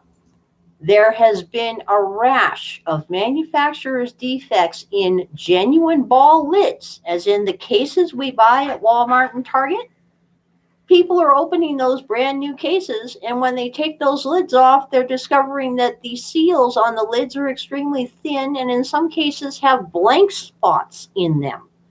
And the boxes of just the lids that people have found here and there and celebrated finding, they're opening them up, and instead of 12 lids, there's 8 or 7 or 6. Some of them are crumpled. Some of them are wrinkled on the edges, so they can't be straightened out and used. So there is some sort of a quality control meltdown going on at the ball plant. No idea what's going on with that. If you decide to buy the pure lids that are running around, a lot of people are reporting jar failures and seal failures on pure lids. So I'm going to, keep my fingers crossed when I can my meat. You're going to want to keep a close eye on them because, Pure is a very good company. Okay. They make fantastic water filters. They make fantastic other stuff like electric toothbrushes and crap. But this is their first foray into the canning world. So we gotta keep an eye on them. Has anybody noticed that there is a distinct shortage of parboiled rice in your neighborhood? That's one that seems to be pretty much nationwide, along with Gatorade. For some reason, Gatorade Zero and Gatorade have just kind of gone poof this week. Well, no real loss. You can make your own for pennies on the dollar. I can tell you how. Tapioca, huh? Yeah, that does not surprise me, Zioxio. That's the union boss. Gene, Tattler lids I have always looked at and considered, but they do have a learning curve attached to them, and I haven't gotten around to learning it yet. Look at this one. Yeah. And as to the Sea Truth Seeker, I don't know if YouTube has removed it again yet, but you might want to look up FDA Advisory Committee vaccine meeting. It was like on September 17th or something. It was an 8-hour live stream. And YouTube keeps making this official government 8-hour live stream disappear for misinformation. Why? Because it's actual doctors and medical professionals citing studies and explaining why they decided against making the booster an official thing. Only like 2 people voted in favor of the booster. And what they were talking about in that video was about a whole lot more than the booster. It was scary stuff. But of course, YouTube apparently thinks they have the right to remove official government meetings and proceedings from the internet, so you might have trouble finding it. Yeah, Chris, it does not surprise me. That is the Gatorade. I've never understood why people buy Gatorade, okay? Because here's the thing, people. You got those funny little boxes with the single-serving sugar-free drink mix packs in them, okay? You get a canister of Morton's Light Salt, and you can still find that here and there and everywhere. You grab a quart bottle. You toss like an eighth of a teaspoon or a quarter of a teaspoon of Morton's Light Salt in the bottle with one of those packets. You shake, you have Gatorade. For literally pennies, you have Gatorade. Not only that, you have Gatorade that comes in about 19 zillion flavors more than you get otherwise. But for some reason, people just want to buy the stuff. Oh, no idea why that happens. Yeah, powdered Gatorade is not even worth looking for, Zioxio. I can still find all of those single-serving drink mixes, like the Weiler's lemonade and stuff. I can find those all the time at the dollar stores.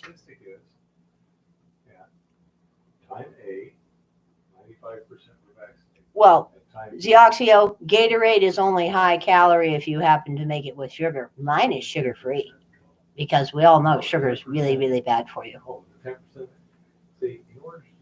Yeah, Chris, you know, I feel bad for the firefighters because they do need it. They need the sugar. They need the Gatorade. They need it out there.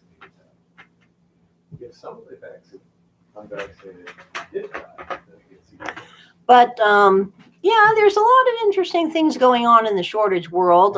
More and more people are beginning to report various shortages of motor oil. In the vast number of reports, it is just standard motor oil, the old school kind, that is kind of disappearing. But in many areas of the country, it's like 0W20 weight, partial synthetic that's disappearing. In some areas, they haven't had it for months. So there's something kind of weird going on there that we have no idea what it is yet, because that is something that should not be disappearing the way it is.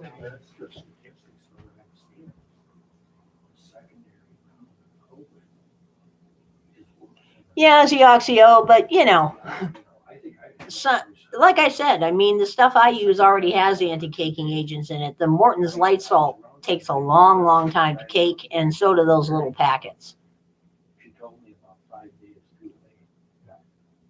Oh man, the cage-free egg law, huh? That is ridiculous, Chris. In terms of regular shortages here, our Winco still holds the best because they buy mostly local and regional, so they have the highest stock levels. Walmart had, as usual, inexplicable blank spaces in a lot of their frozen food section, a lot of their chicken, a lot of their beef, about half of their yogurt, a lot of the milk. Things were just really weird. Things are going to get weirder, and that's just a fact of life. But anyway, as to me, I am feeling like crap, of course. They'll decide whether they want to make me glow in the dark or not at some point here. Whatever they decide, I still have to go get CT scans every 3 months for the next 2 to 3 years anyway. And the nerve damage is permanent, so I will never be able to have dentures. So bummer, I have to have all my teeth pulled and gum my food to death. Starting in about 2 months. Can't get any teeth pulled for at least a month. But that's where we are right now. Well, Zioxio, that may be the case for Walmart in Montana, but it is now becoming the case for Walmart everywhere else. It is just really weird. But anyway, I just wanted to check in with you guys and tell you you might want to go hunting down that FDA video wherever you can find it. You might check a website, a YouTube channel called Sanity for Sweden, and that would be the number 4. He had it up earlier, if YouTube hasn't made it disappear again. And I am going to get off and let the guys get back to talking to you about mining. Remember, Arizona sucks rocks. Remember, don't keep your money in banks because banks are getting even weirder. And by the way, Lord Malarkey is serious. He really does want to make your bank tell the federal government everything about every account that has more than $600 in it. That's a little bizarre, I would think. Because it's pretty hard to be a hardened criminal with only $600 in the bank. But then again, a lot of things are pretty bizarre. Like there was a news article earlier today, and I call it news very loosely, Apparently, some Western cowboy riders who happen to be Border Patrol agents were using their horses to intimidate some Haitians into going back into the Rio Grande and going back into Mexico. I watched this video, people. Those Border Patrol agents would make freaking awesome cowboys. All the moves they were using, driving at the people with the horses, turning the horses sideways, doing this with their reins to create distraction and keep people away from the horses, were classic let's round up cattle moves. Some reporter put this video out there and said the Border Patrol was using whips on Haitians. And the story went viral. And Little Red Lying Hood, otherwise known as Senorita Circleback, said that she couldn't imagine a context in which this could be acceptable. Well, now I am not surprised that the idiots in D.C. do not know what Western-style horseback riding looks like. I am not surprised that it wouldn't dawn on the idiots in D.C. that this is how cowboys concentrate people or cattle in a group to get them to go where they want them to go. But if you're mistaking a set of reins for a horsewhip, you kind of have issues. Just saying. So until next week.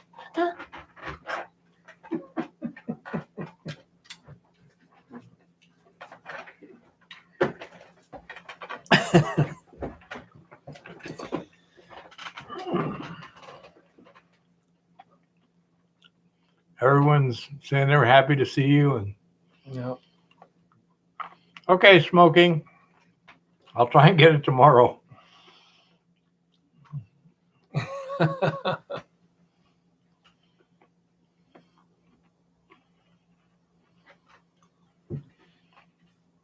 Little one, Yes.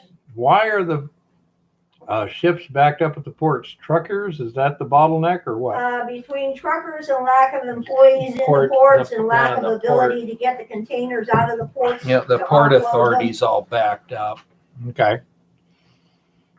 Interesting. Yeah. Which some It of, was I almost 65 wonder and sometimes climbing if 2 some of days it's ago. not intentional. I don't know. Well, I don't know about you folks out there. Let's take an informal poll here. My gut feels like in music they have something called a crescendo, where things get louder and louder and louder. And I mean, it seems to me like this whole situation is going in a crescendo here. And I'm waiting for the cymbals. And I don't think it's going to be too long before we hear the cymbals. I'm sure he is the Oxio. He can make more money if they didn't have the computers watching him. Yeah. I'm with Truth Seeker. I think it's intentional. I think there's a lot going on that we're not getting the gist of. Yeah, it's clear there's a lot going on that we're not Entitled to the clear as the to truth. why. Yeah. And the behavior, if somebody is behaving in a non-rational manner, there's a couple possible reasons. First of all, they can be not rational. I mean, they're just out of touch with reality. They're crazy or whatever. But the other reason that people can behave non-rationally to your perception without being non-rational is their motivations are entirely different than yours. So you would be saying, well, why would anyone do that?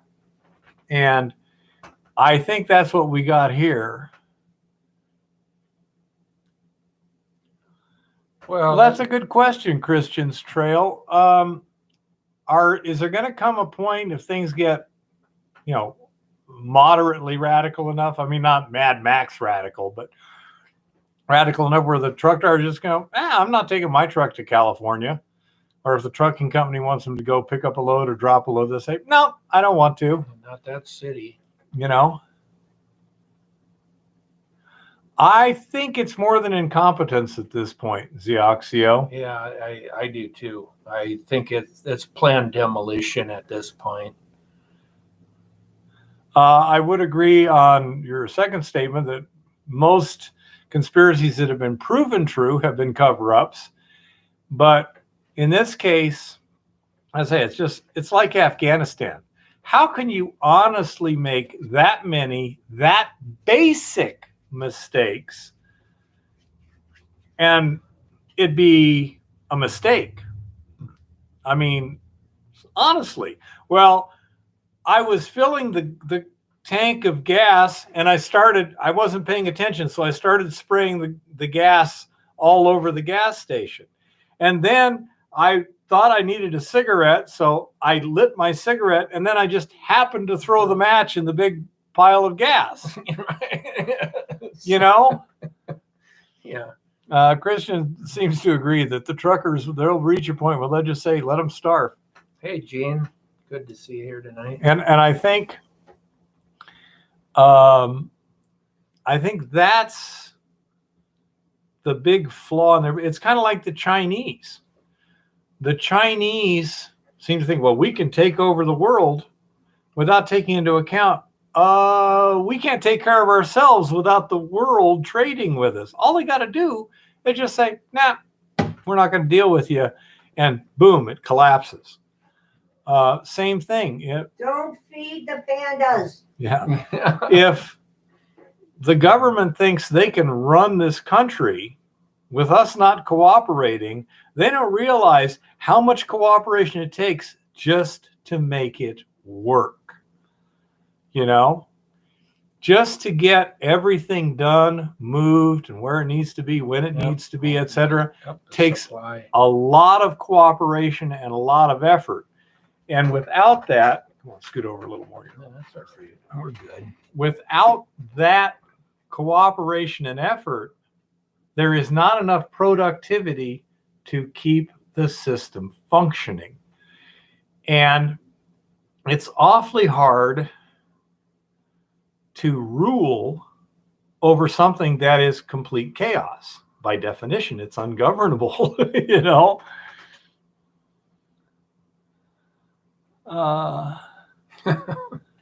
Exactly, Gene. I'm sure the people in Germany felt the same way. Yeah, you'll only put up with so much before you realize that this is not going to get better. Well, and the other thing, I think the other huge fallacy that the people in charge have and their supporters is that money is what makes things happen. And that's not what it is. It's people that make things happen. Right. Because and it's people working together that make it happen. Corn doesn't grow itself. No. It doesn't deliver itself. It doesn't get milled. It doesn't get turned into cornmeal so we can have our hush puppies if a lot of people don't do their jobs. Yep. And you just screw that up, you screw everything up. Now, I am not sure that whoever's in charge cares if there's anything left. I certainly do. Well, I think it's more about breaking the small business and private ownership. I really do. Because at that point you're owned by fascist government, basically. That's a possibility, but again, I don't think they understand. There's a reason that centralized economies don't work. There's a reason the Soviet Union collapsed. There's a reason that Deng Xiaoping opened up the Chinese economy to capitalist principles. It's because centralized control doesn't work, can't work, will never work. Yep. And so when they think, well, all we got to do is control this, they're going to find out it ain't going to work. I don't care. Gravity works whether you want it to or not. If you're falling off the cliff, you can't just say, well, I really wish that wouldn't work. I'm sorry. Gravity will do its thing. Well, the laws of economics and human nature will do their thing no matter what the people in charge want to happen. Yeah. Wow, we only got 12 people right now. That's a low thing. Uh-oh. Man, 13. Chased them away. Hope not. I don't know. I'm tired. It's been a long day. Yeah. Let's see. What is it? 7:53, 8 o'clock now. Yeah, I'm going on 12 hours now. That's a good question, Roberts. I've been asking that every day. Well, I mean, He's the puppet, though. if we get rid of Biden, who we got? Yeah. Well, we got Harris. Next choice. We get rid of Harris, who we got? We don't know. That's my question. You know? So that's where I'm going with all this. But I mean, my gut is telling me it ain't going to be too long before the symbols are coming into this crescendo here. I've noticed that, Chris, a few times on mine. I don't get notifications. As a matter of fact, I think last week when I wasn't here, I actually got the notification on Tuesday that it was like, well, how the hell did that work? Zioxio, that is correct in one case. If Harris and Biden are both taken out at the same time, then it goes to Pelosi. However, if Biden were taken out, Harris can appoint then a Harris vice president. becomes president and appoints a vice president. Yeah, Now she could appoint Pelosi. Oh, apparently But she doesn't have to. joints for semi trucks have disappeared too.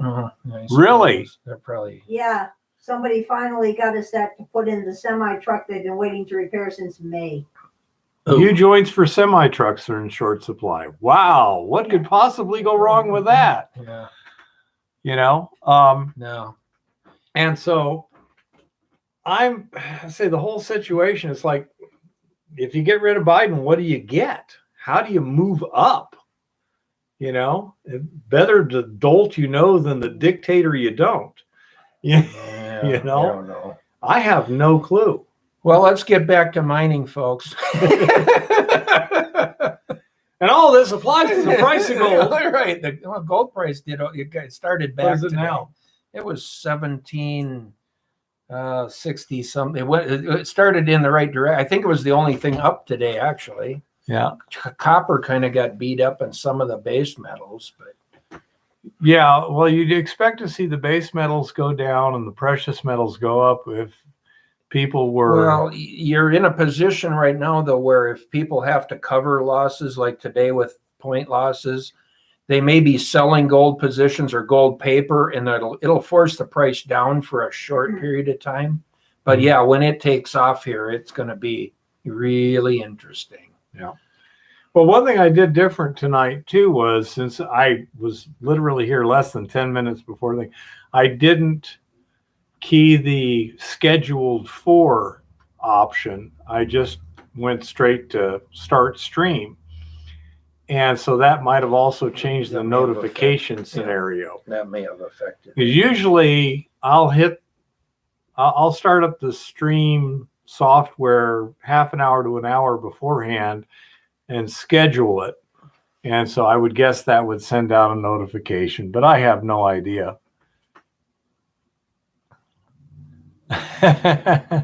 Well, that depends on the temperature of the lead. It might become very valuable.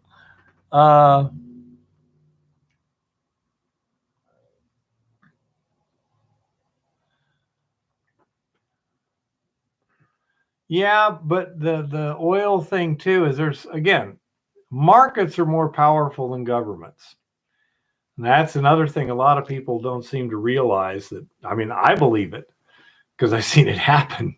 Look at Venezuela. Well, look at us right now. A year ago, we had half the gas price we've got right at the moment. And it's probably going to go higher. Yeah. I'm thinking that we're going to be living in interesting times. You can't swear on here, Gene. Is that? No, that's only a 3 and a 4-letter word. It's not like 2 4-letter words together. It might be. I don't know what I say. I'm looking at this whole situation and I'm flummoxed. And that I'm not often flummoxed. I usually have an idea. And at this point, I'm like, I don't know. Not familiar with him. Do you know this No, Derry I Brownfield? No. No. But anyhow, so plan for unplannability, unpredictability. Yeah, that's hard to figure that Yeah. out. What's Let's say position? I think in the mineral business and in knowing how to maybe go out and pan gold is probably a good idea for a backup. But I know during the Depression, if it wasn't for the gold up in some of this area, there probably wouldn't have been people that stayed here. But they were able to make, food rations out of a little bit of gold every week. Gold miner, I would modify that to conspire well. Truth seeker, I agree completely. Smoking, I agree completely. I don't think so, Zioxio. I think food and ammo was probably better. We did, Christian. I mean, that's why we're in Montana. It's not a normal thing to move to Montana in the middle of January.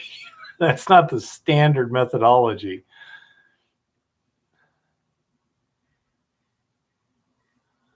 Natural gas price will be vertical because of its lake.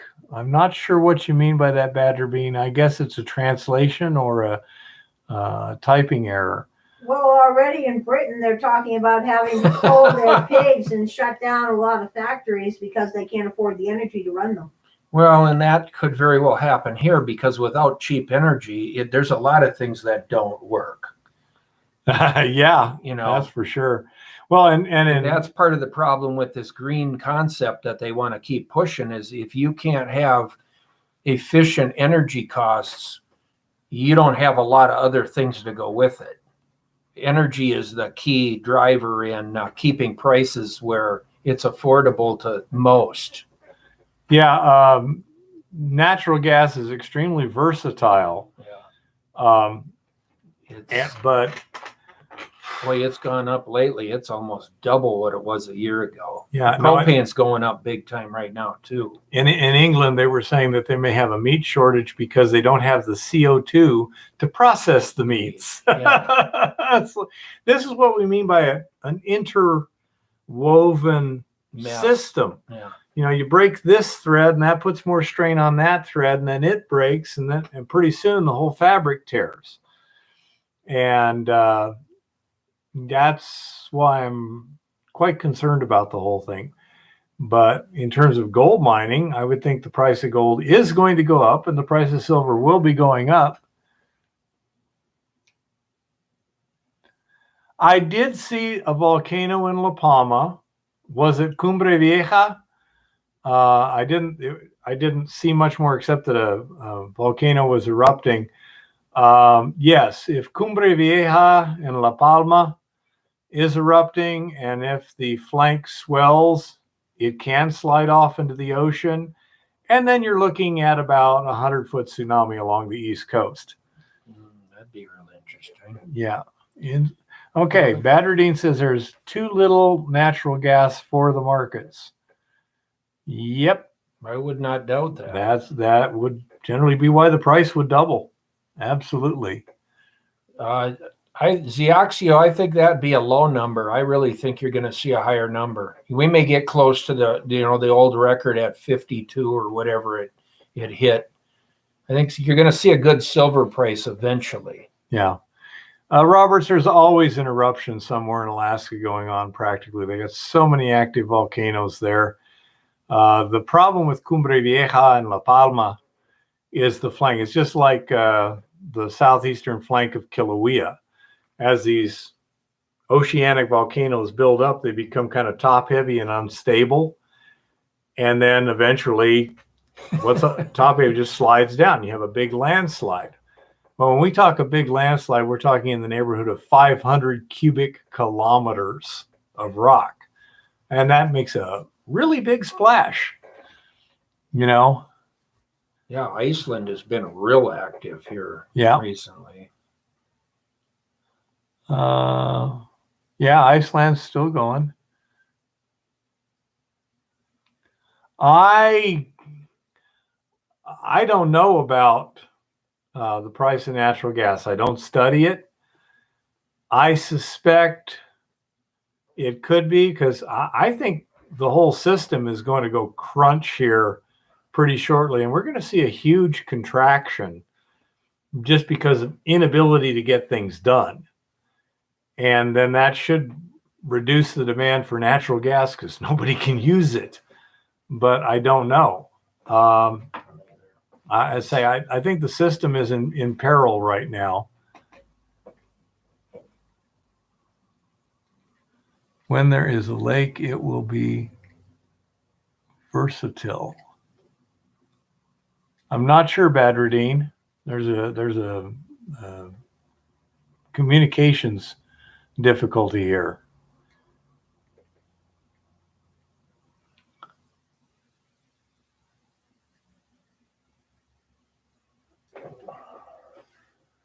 No, but the price is going up, definitely. We don't eat much of the fancier cuts anyhow, so it's not as pronounced there.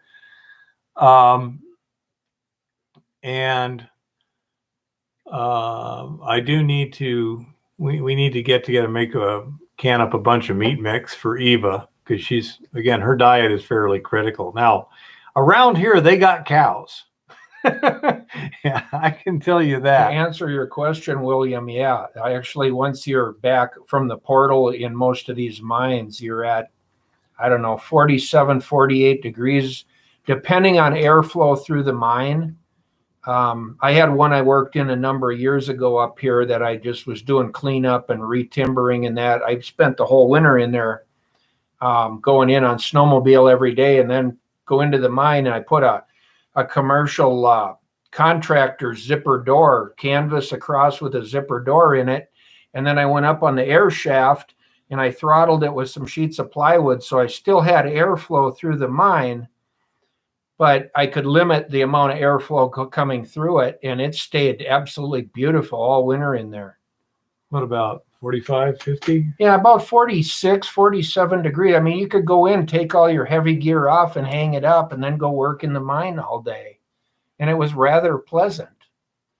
Yeah, and as the Oxio points out, it also depends on the geothermal activity. Right, yeah, you definitely. I mean, if you're in a real sensitive area, like over here at the hot springs. Yeah, you could have hot rock where, yeah, the temperature could be 100 degrees. Yeah. I used to work in New Mexico in the mine just up the street there. It was 140 degrees. That's another thing, though, guys, is get an oxygen sensor to wear when you're in mines. If you're going in, even if like these guys on videos now doing these mine exploring and all this, if you get a low pressure or a high pressure day, the airflow in a mine can reverse or become stagnant, and you can literally have pockets within that mine that have no oxygen just for the day. 2 days later, if the high, ridge of high pressure moves away or something, and the airflow through the mine starts again, it's fine. But when you get the fluctuations in air pressure, it can change how the mine reacts to the airflow within it. So, I mean, if you're going to go underground at any kind of depths or in some of these mines, here we have pretty good air in most of the mines at shallow depth stuff, but definitely buy, $100 oxygen sensor and gas sensor and wear it, use it, make sure the batteries are good. Yeah, another thing is too, the larger the mine, the greater the possibility of sulfide, of pockets and stuff like that. Bad air. There was one I was in Arizona where it was in an area that had a lot of limestone, and supposedly, historically, again, when you have like a pressure change, the limestone can make carbon dioxide. Yeah.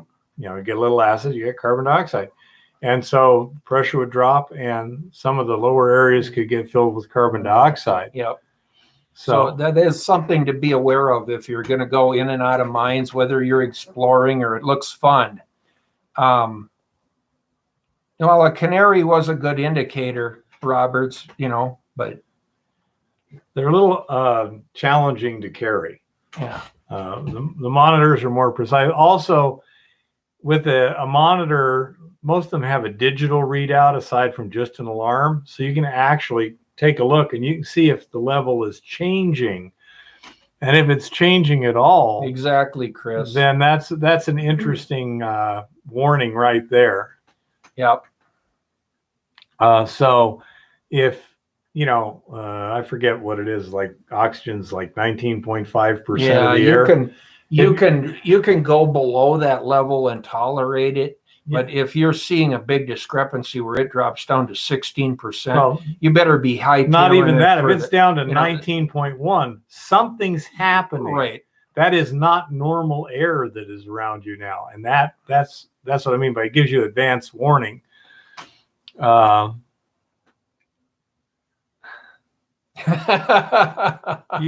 my problem with that is I hate if I get water up my nose or something underwater. Yeah, that was bad. No, they are not in the halogen class. No. You're looking for a couple of things. You're looking for oxygen. Is there enough oxygen? Because sulfide minerals can oxidize and literally suck the oxygen out of the air with no other effect. And nitrogen smells like air. You won't smell it. So you walk in, all of a sudden you have no oxygen. You don't realize it because there's no change. No, you'll just pass out and it's over. And within seconds of you starting to feel lightheaded, you're unconscious and it's all over because you can't get out now. Yep. So it's extremely insidious. Well, and closer to the floor, sometimes there's even less oxygen. Yeah. Depending on where you're at in a mine or in a hole or a tunnel, you literally could walk into a pocket of no oxygen, and the closer to the floor you get, it's even less oxygen. So it can be that way. Yeah. Yep. Hydrogen sulfide is highly toxic. It's as toxic as cyanide gas, and it can form for a number of reasons. Methane, if you have coal around or carbonaceous stuff. Yep. Again, in a mine. That's one of those things. You can't smell it, but it will smother you. Yep. Water in a mine and a bunch of old timbers can literally lead to some methane in a mine. Gold miner. I will be making more detailed videos on the resin testing. Okay. So we'll get some stuff, and I will definitely make videos on all that. Yeah, carbon monoxide is also usually one that's on the multi-sensor, although again, it usually only happens in a fire. But yeah, fire, in commercial mining, everyone carries what they call a self-rescuer. It's a little catalytic converter. And the problem with it is when it's catalyzing the carbon monoxide, it's also generating heat. So it gets so hot it burns your mouth. But at those temperatures, it'll kill you. It'll burn a ring around your face just from breathing and rebreathing. Yeah. But it'll save your life. If it's that hot, one breath of the atmosphere without it will kill you. Yeah. Yep. So anyhow, I say depending on the sensor you buy, Geoxio, some of them you can send in and they can be, rebuilt or whatever. They actually recalibrated and everything every year or every 2 years. I can't remember now. I'll have to look at one. It has a date that, it's only good for a certain amount of time, and then they need to be recalibrated and tested. Well, I know mine calibrates itself every time you fire it up. Yep. And so if the numbers aren't reading what they should, and pure air should read. Right. I mean, if you're outside the mine and it's 19.5 or 19.7, and you're down in the mine and suddenly it's dropping down to 19, something changed. Chris, I think he was talking about the self-rescuer, not the generation of the carbon monoxide,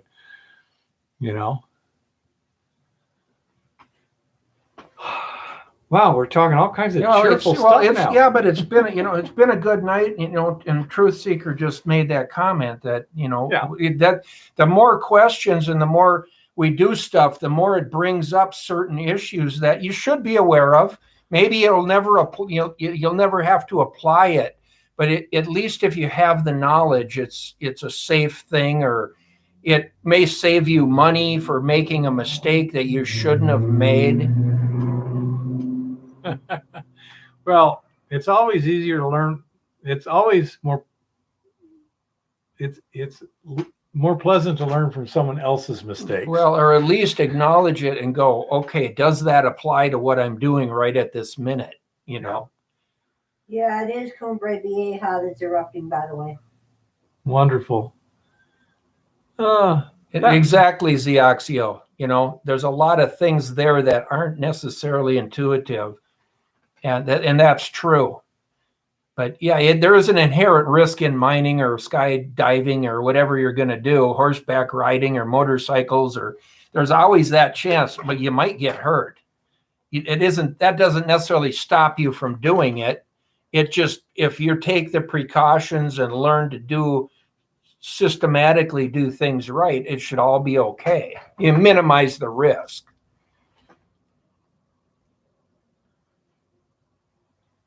Well, the other thing, Zeoxio brought up intuitive. There are so many things that if you understand the subject well, are intuitively obvious. Right. But if you don't, it goes right past you. And to someone who understands it well, they can't really understand how the other person can't see that. Well, we're in that situation. And so that's why explaining the whys, the wherefores and stuff is very helpful to people. But hello, Lincoln. Hey, I had a particular thing that for years I couldn't understand, and then somebody explained it to me. And here's a question. Okay, well, first a statement, then a question. When the wind blows faster, it's stronger. Right? Mm-hmm. It pushes harder. Right. Now, were you aware that if the wind blows twice as fast, it provides more than twice the amount of pressure? Sounds a little counterintuitive, right? Not really, because you're whether you're moving or it's moving, your G-forces are picking up. Well, if you got your hand sticking in a 50-mile-an-hour breeze, versus a 100-mile-an-hour breeze, if 50-mile-an-hour breeze you have, say, 50 pounds of pressure, how much do you have in 100? It probably multiplies by more than double. But how much? I don't know. Would it multiply by 4? Yes, by the square. Now, why? I don't know. If your car's going twice as fast, does it have 4 times the force? No. It has twice the momentum. Okay. Now, here's the reason. The pressure is related to the velocity of the gas molecules, right? Mm-hmm. And the number of them. So if it's going twice as fast, you have them hitting twice as hard, but twice as many of them are hitting in the same time. Okay. So it goes up at the square. Chris is already in here. He's talking about energy. I'm talking about the wind drag or the wind pressure. But that's why. Man, see, we got some smart people on here tonight. I tell you what, Kodak, you should have been with me this weekend. It was blowing like a mofo.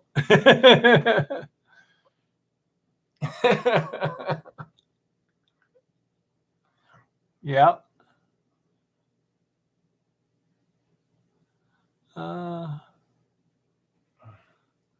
And that's what I'm saying is that it doesn't, it's like, well, why?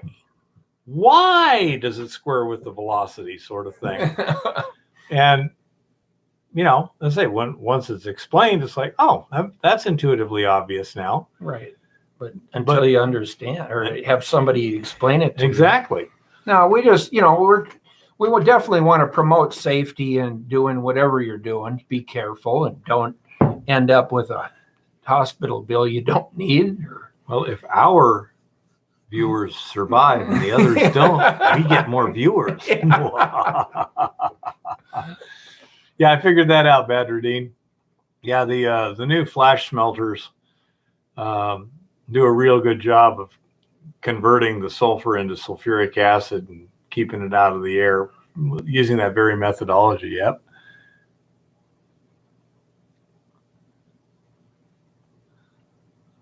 I have no idea, Zioxio.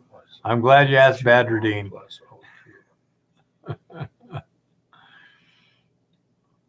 I know that bacteria can do that, but I don't know if inorganic chemistry does that very well. Oh, no. I had an interesting thought going back to our previous stuff. If the vaccinated, if that doesn't work out well for them, but they're saying we should be discriminated against, do we get to discriminate against them? Inquiring minds want to know. Could get really interesting.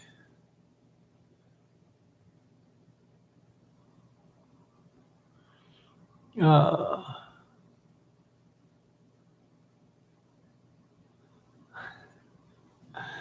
need more than dissolved oxygen, Chris. It's been a long day. Caffeine would be nice. Yeah, Zioxio, I mean, he's a student down there at Montana Tech. Oh, this is good information. Him and Chris do all the theory stuff. Yeah, well, it's good. It's. On the other hand, if you need some dirt moved, talk to me. Yeah, I'm good at that. Well, maybe somebody, is learning something here. Yeah.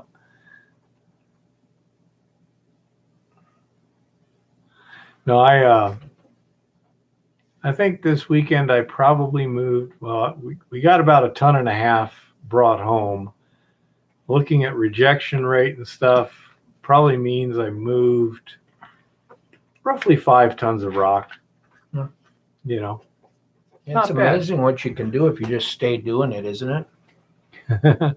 Yeah, steady. Yeah, keep working. Just nice and constant. And I looked horrible when I came home because I was covered with dirt because of the wind.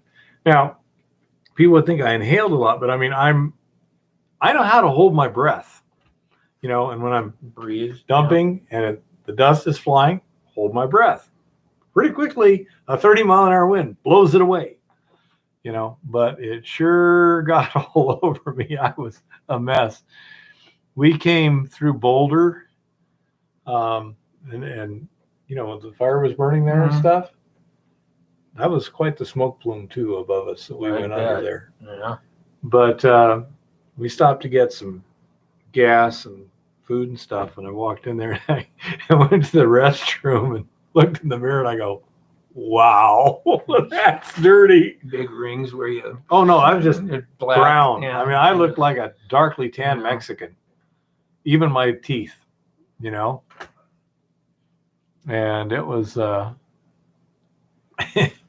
it was pretty ugly. But yeah.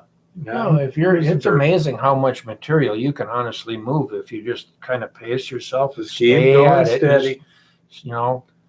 I know I opened that one mine a number of years ago in the winter up there, and I mucked, I don't know, the first probably 800 feet of that at it. I had that tunnel floor right down to the old ties from the rails.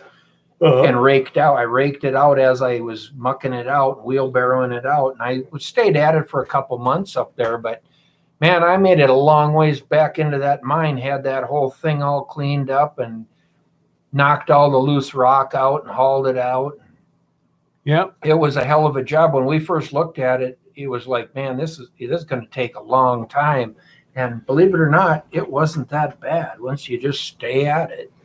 Yeah, find a pace that you can keep working. Yep, and just don't push it too fast. Don't take too many breaks. No. Breaks are no good, because Silver City, is that Montana or Silver City, New Mexico, or Nevada? Where else? Silver City there too. I think so, probably.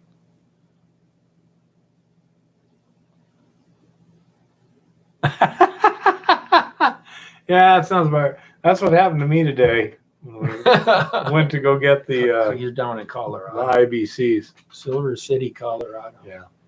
So I suspect I'm going to be staying pretty close to Helena for a while here. partly because I like it. I've also got a job to do, and it ain't done yet.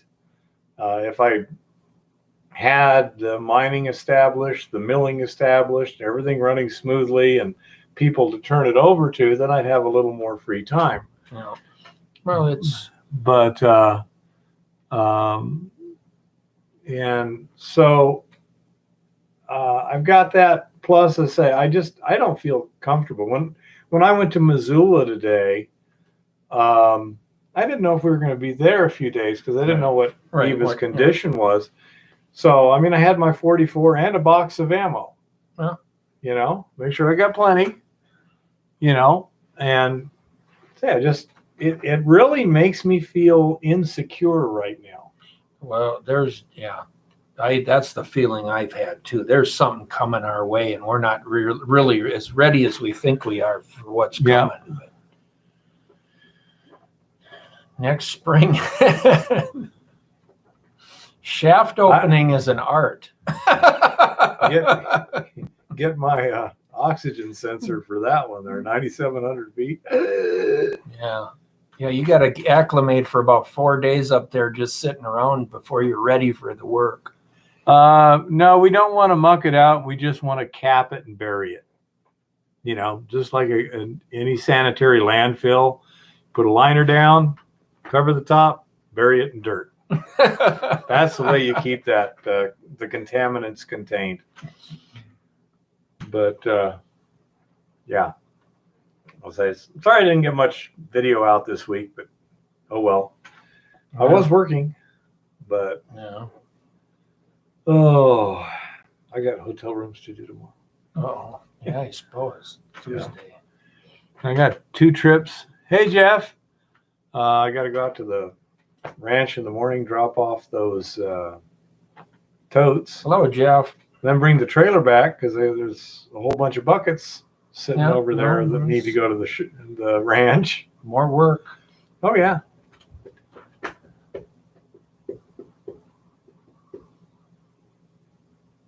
Oh, one would think that might have been a good thing to think of beforehand. You got reloading gear?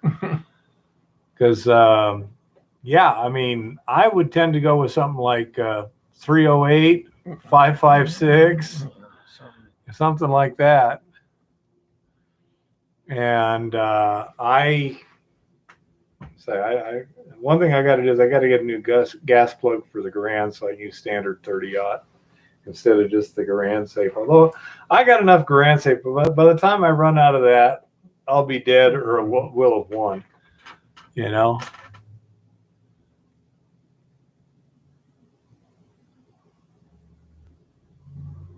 Yep. Yeah.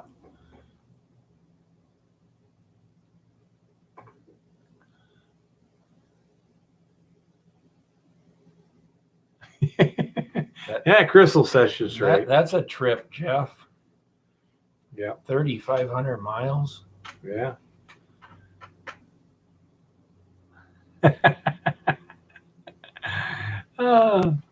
But anyhow, Jeff, were you at the mines here in Montana, or were you Colorado? Colorado. Okay. Yeah. Down south. We'll do that one. I thought Jeff had mines up here, over in the Elkhorns. One way. Yeah, Jeff, where exactly are your mines and where did you come from? Maybe I bet you could buy a lot more lead than the weight of the gold. Yeah, the gold's too valuable. They would make excellent bullets, but yeah. Actually, they did. A friend of mine down in Arizona had two. You may be right. He had 2 gold nuggets, or 2 pieces of gold that he found metal detecting that were bullets. So what they thought is maybe that was during the Spanish or something. Yeah, I thought he was. Yeah, I thought he had the mines here. Yeah, that's the so guy. So he headed back to Florida. Yeah, that's a trip. Well, good luck down there in Florida. At least you got a decent governor there too.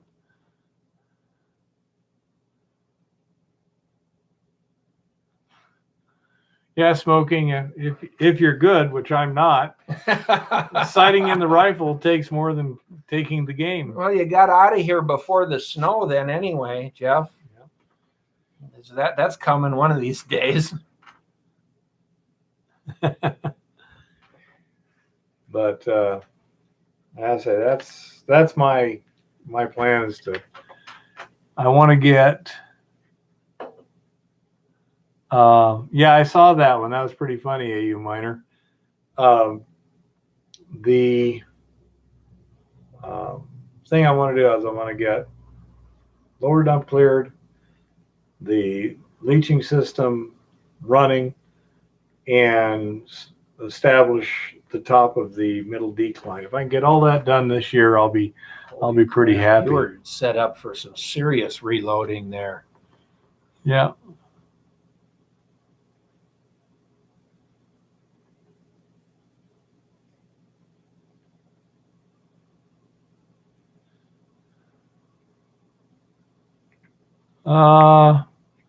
That's kind of the hard way to do it in Xioxio. I'm sure it would work. But yeah, I can think of easier ways to hide it. Yeah. And a little easier to recover too. You know. Oh, dearie. Excellent, Jeff. Yeah. Excellent. That's cool. And is yours hard rock? It has to be to get silver too. Are you refining it, or you just concentrating? What you were doing as far as a system, because are you, what exactly is your recovery setup? If you can tell us. Free Sweet. gold, free milling. Free milling gold. Yep. That's Sweetness. cool, Jeff. That is cool. Very good. Very good indeed. There's a lot of opportunity there if you can find it.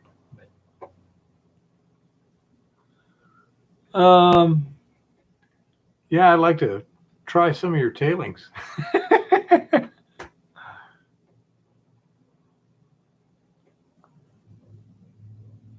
How did who lose what machines?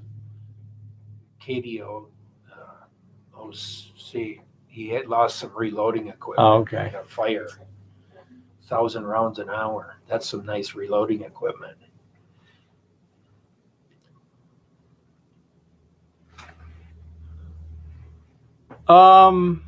Not sure exactly smoking, but the tanks are a lot easier to carry around. If you got a tumbler, there's a lot of mechanism involved, and you have to have a fairly rigid drill. We're going to be using the IBCs, and I got 4 of them today for $45 each.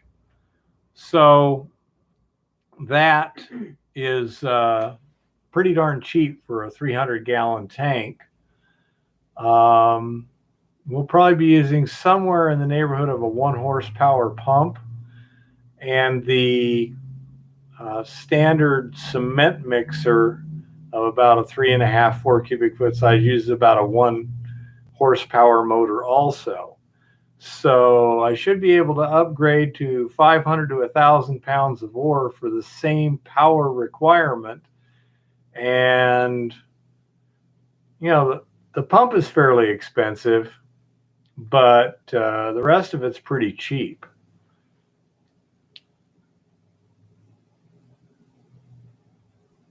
Oh, screws too, by the way. What kind of screws, little one? About 300 different types of fasteners. Fasteners are in short supply. What? Yeah, well, that wouldn't hurt anything, would no it? surprise. Intel sources from both Lowe's and Home Depot say that orders are being more and more delayed, and most orders are coming in half full or less. Yeah, because it's coming from China, and it can't get through the ports. Yeah.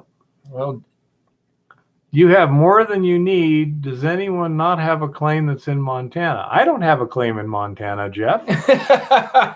I'm working for someone else. Jeff, when you get up here in the spring, we might all have to have a little meeting. We'll go see what you got. Lincoln, he says, soak time. Do you have the time worked out? As far as I'm concerned, 24 hours of agitation should be fine. Then we're going to go to the pad leaching for the coarser material. Because if it's finely ground, I mean, I got like 93% recovery. in 24 hours of agitation, that's pretty darn good. Avon. Yeah. Torx head Well, okay. bolts, Torx head bolt fasteners are rarely ever delivered now, by the way. Wow. Yeah. I'm up by Avon, Jeff. I got some stuff north of there. But the say the leaching, 24 hours seems to be adequate for what I'm doing if it's ground fine enough. And if you grind it really fine, then it creates secondary problems. So I think I'll be happy to just grind it adequately, leach it for 24 hours, get like 70-80% recovery right then, and then put it on the tailings pad and get the rest, Over time. while it's just sitting there. Yeah. Yep.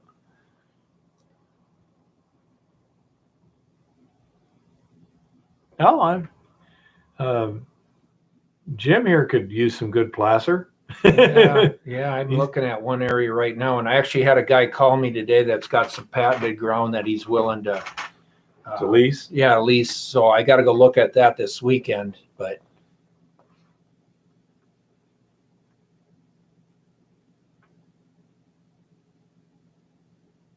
Not sure what that means, smoking.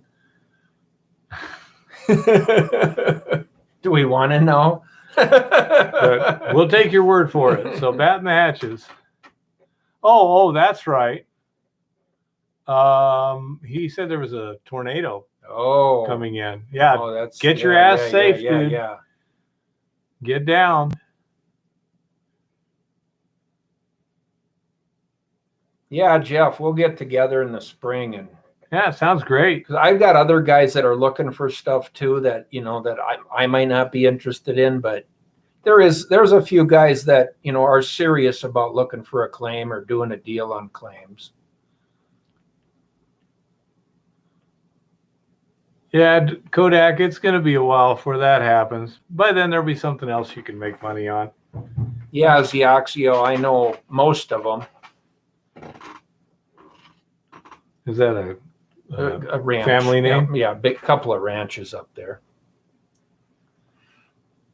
What's permitting looking like for surface ground? Lincoln wants to know. I'm still waiting on a permit for some stuff I want to do on this hard rock mine that now it's about, I don't know, what are we up to, 17 months? Yeah. Some of the placers aren't quite as bad as what I'm asking to do, but Yeah, Chris, we would love to see you. We'd love to see you. Jim's never met you. yeah, no, we can figure out how to But put you that up would here be great. somewhere. Yeah, he's got some health issues there that he's dealing with. But we'll see what happens there. I would love to meet you and have you up here for a little time. Oh, yeah.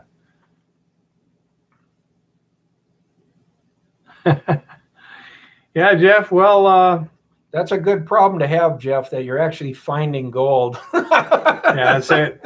And my principal is perfectly willing to custom mill too. He would be willing to lease something or something like that.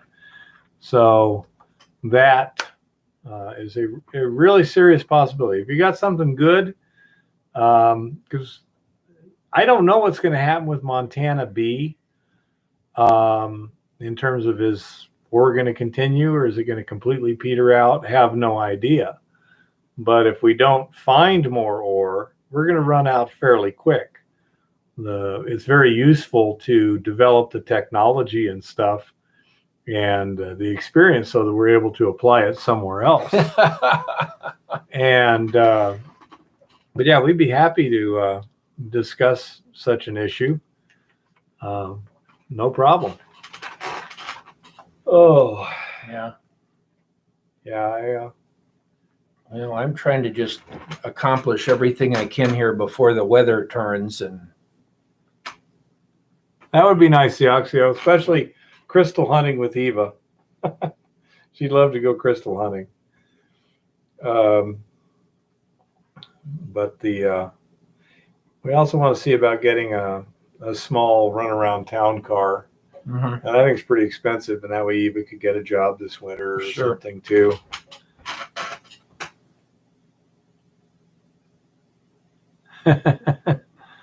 Sway back. Who are you talking sway back? You forgot the LDs. If you can figure out what that means.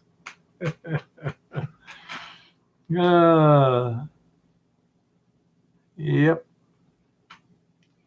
Well, the youngsters, they don't want to get their hands dirty anymore, so pretty much leaves it up to us. Works for me. Yeah, that's. I was surprised how well my body held up this weekend. I'm getting stronger. Actually, if you can work into it right, you do. You actually, even all this hiking I've been doing up and down for days. Yeah, that gets you Through some aerobics. Climbing capacity. over, 4 feet of dead trees, and man, the first day or two really tears you up, and after that, you kind of just go with it. And it's Jimmy, how's it going? Hey, Jimmy. Once you're in the swing of it, we took yesterday off, and this morning, even the first hill I went up, I'm like, damn. Oh, yeah, Eva would love to go there, Zioxio. Yeah, Jimmy, probably not this weekend, maybe next weekend. We'll see. I got a lot of stuff to do this week. So we'll see how that works out. And we'll go from there.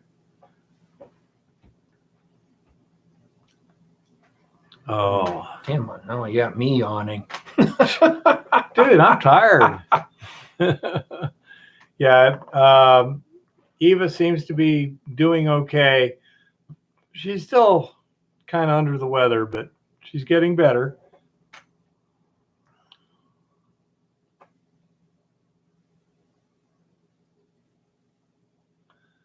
Yeah, just make sure that somebody's watching them and make sure the books are kept properly.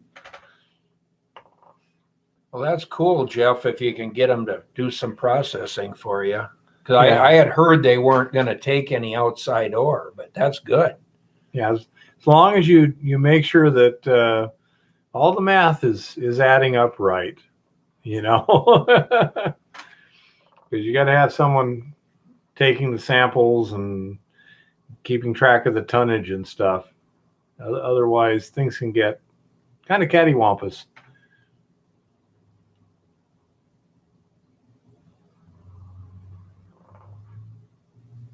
That's a good idea, Jeff. Take out everything you can get first, and then. Yeah. See you, Lincoln. Yeah, thanks for being here. Yeah, as a matter of fact, my principal almost bought that mill. Well, I talked to the guy a few years ago that had it too, about leasing it or a long-term, lease to buy option in that.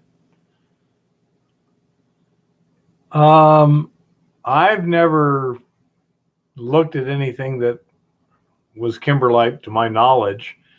And in general, kimberlite is not where you find gold. Correct. The diamonds. Correct. You've had the volcanic activity, so you could have an area of gold within a region of that kimberlite pipe stuff, but yeah. Of course it can, Zioxio. That's why custom milling is complicated. Right. You have to have somebody who knows what they're doing if you're changing up ore all the time. Yep. How to recalibrate and set and what to monitor. Well, and get all your reagent concentrations and stuff, depending upon what you're doing. Is it gravity, flotation, leaching? I'm pretty happy so far with this Eco Gold X. If we can ever get the extraction working smoothly, the dissolution seems to work pretty darn good.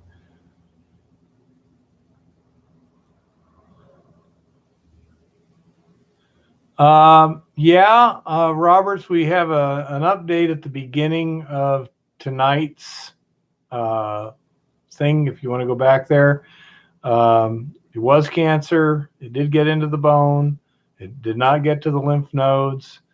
Her healing seems to be going according to schedule, although they had to do a lot of damage to get everything out. She may need some radiation. We do not know. Things are cautiously hopeful at this time. That's a good idea, Jeff, as far as doing some of your own assay work. Yeah, it can save you money in the long run. Yeah, my boss would like to set up an assay lab too. Yeah. I've been kind of designing one in my head and on a few pieces of paper of building just an assay lab, in a container with ventilation and everything, that you could kind of have a small area to do some processing and some looking without constantly having to send it off, because the time frame, like we just sent a bunch of assays off and they're saying it's going to be 2 months to get results, because the fall demand with these bigger mining companies are all sending, everybody's hurrying to get as much done before winter. So the backlog in getting information is going to get longer and longer. So being able to do some testing yourself is a really good plan. Now, we need to check with Montana Tech. They were going to try and set up a class to teach certified fire assay. This possibly over this next winter or next spring. Yeah, that would be great. I would find selling gold easier than diamonds. There's a real good reason for that. Diamonds are a monopoly, and gem quality diamonds are, pretty much got to go through De Beers, and they like to keep the market. Whereas gold is a commodity. Yeah, Jeff, we do too. Me especially.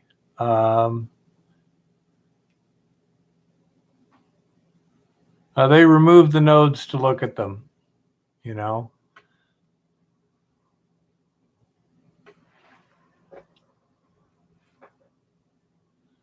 Not sure, Roberts.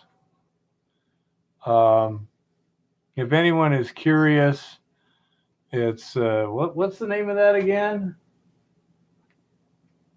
Look up FDA vaccine. No, your cancer. Oh, verrucous squamous carcinoma. Don't look at pictures. Verrucous squamous carcinoma, if anyone wants to research it.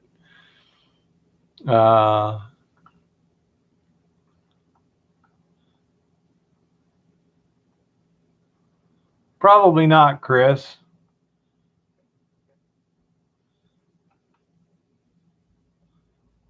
Let me type it in there so that people can get.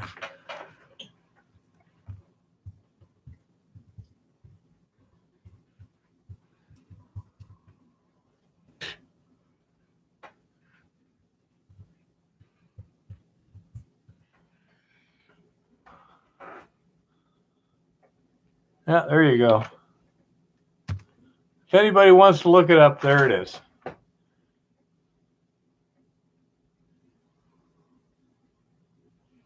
I don't think they're in Oregon, Kodak. They're in Bellingham, Washington, last I checked. And their equipment looks to be pretty well built, but it's not cheap. And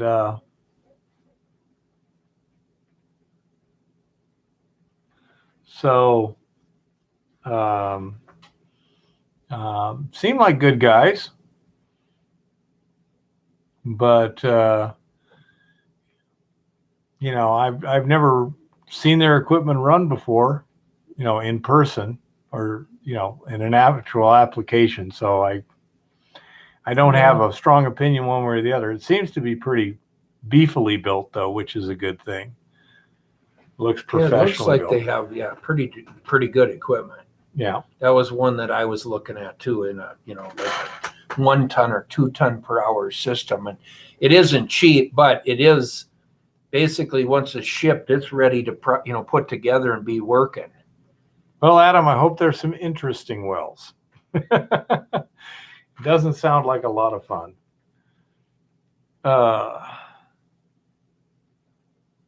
Oh goodness.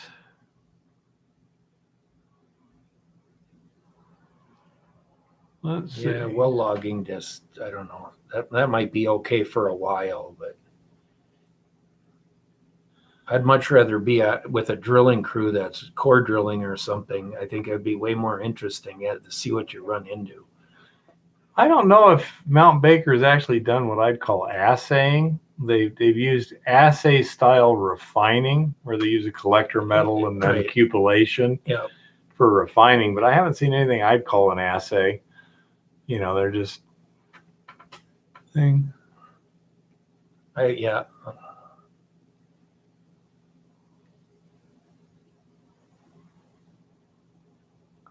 I wouldn't ball mill and then gold cube, Jeff.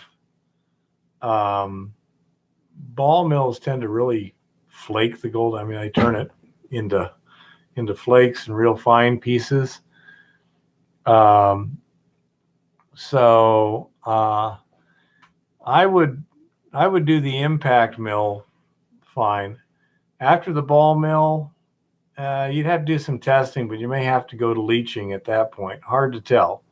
Every ore is different, but yeah. The other problem with the ball mill is it tends to capture the big gold.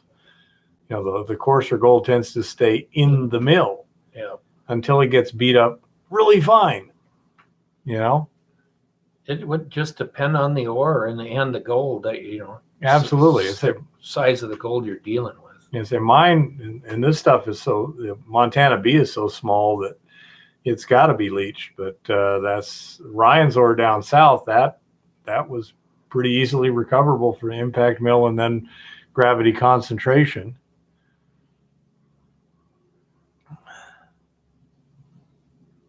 Yeah, he's made some good videos of what they're doing. I watch him. I kind of pay attention to what he's doing at his mine and his rock. Jeff, 100 mesh is not small for hard rock. That's coarse for hard rock. Trust me. So I'd love to try some of your tailings sometime. That could be interesting. Not sure, Zioxio. Don't have any experience.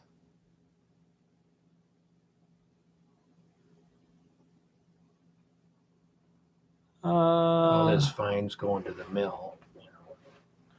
That's what they're doing. Yeah, I say Let's take out the easy to get gold. And yeah, Beef is going to go up again. What? Beef is going to go up again. Already has. Yeah, it's nuts. Yeah, because the JBS slaughterhouse is basically gone now. What's JBS? Largest big meat slaughterhouse packer. in the world. Yeah. It was in Nebraska. It burned last week. It burned, huh? It exploded. It exploded. Damn, cow farts again. Grand Island had the capacity to process more than 1.4 million cattle per year and currently exports to 20 different countries around the world. Yeah, Jeff, you'll have to come up here to see what Keith is working on here with this project, because this is something that you guys could probably do yourself on, get the scale right. That was part of the intention of what Keith's doing, is to be able to build a system that is scalable for, small operations or different size operations. Yeah. It's quite interesting. It's pretty damn neat deal. Yep. Let's say we'll see if it's gravity concentratable. I got a pretty good gravity concentrator, I think. Well, even with going to your leaching system, basically your extraction system here is pretty darn cool deal.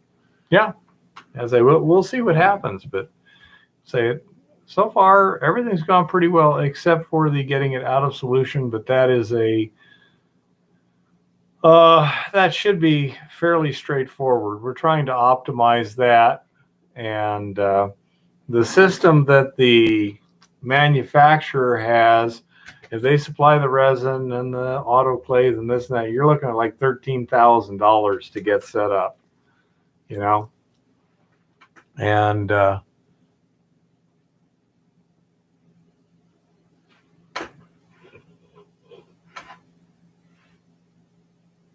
cut up some melt dishes. Wow, kitchen mixer. Bet you that was rough on it. Yeah, Jeff. Yeah. Won't say anything more except all mills should be, double checked. Checked. Yep. Yep. Assays from different places and know your head grade and know your recovery numbers.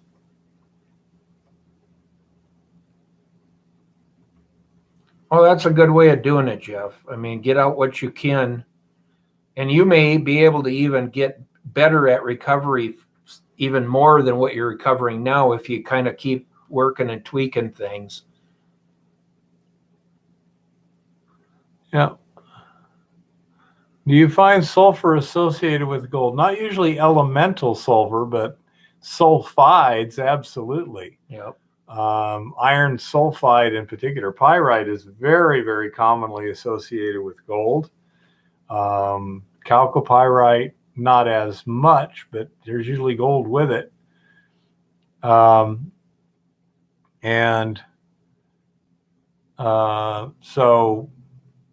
yes, you do find the two together, but it's not usually elemental sulfur.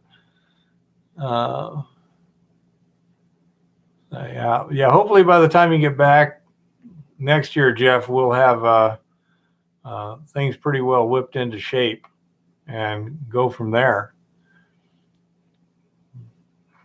Because that could be fun.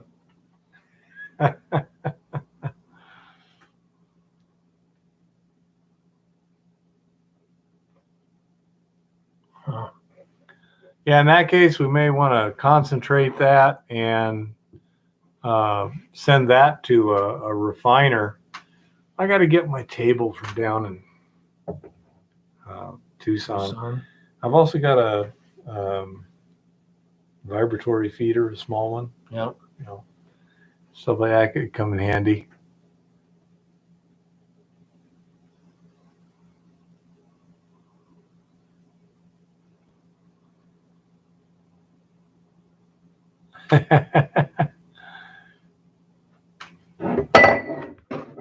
That was silly. It's only water. Oh, ouch. Not a bad thing. Oh. Wow. It sounds like you should have stayed up here, Jeff, for a couple more weeks.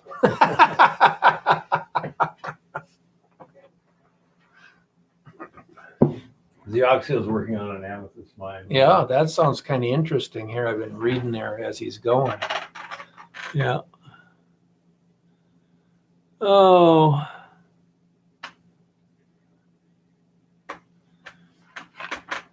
Anyhow. That's pretty cool. Oh, you'll be moving up here soon? Okay. Although I have to admit, of other states, Florida seems like one of the better ones to be, but the summers suck. Man, that's why he's up so here. That's humid. why he's up here in Montana. Yeah. It's like surrounded by warm ocean. It's bad. It's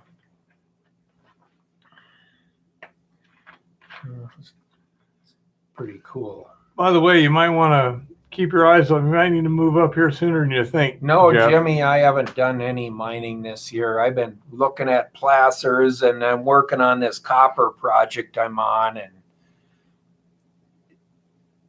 it's hard to believe that we're heading for winter already here, but yeah, that's a good point, Chris.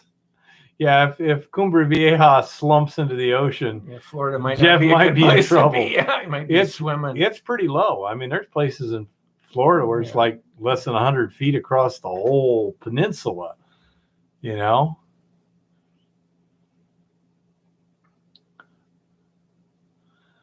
I understand the principle, but sometimes other things are more important than the weather. Darn it.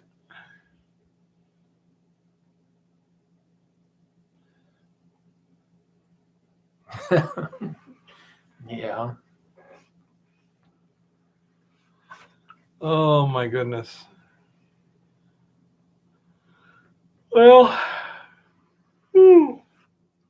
yeah, copper got beat up today a little, but so did everything pretty much. Gold was up a little bit. It made up for some losses last week, but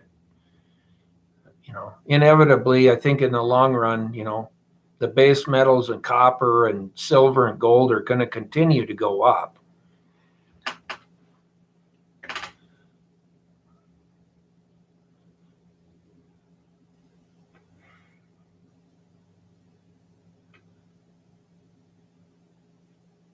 Yeah, that sounds about right, Jeff.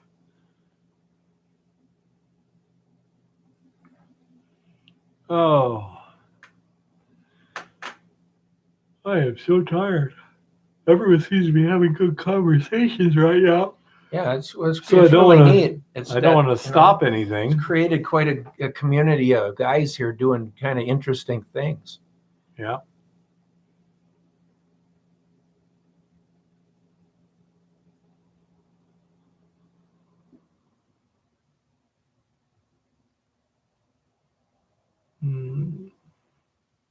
Wow. I got a busy day tomorrow. Yeah. Actually, I got a busy week this week. Yeah, I'm good. I got to get done up there before this weather blows me out of the water. Yeah. What's the? This week looks good. Actually, I think there was even an 80-degree day later in the week here. So we're gonna go for a while here yet. Let's see. WEA. But it'll change so fast that Come on. Xioxio wants Chris's phone number if you get an opportunity to text it to him too. Okay. Let's see. I can do that right now. Site can't be reached. Why not?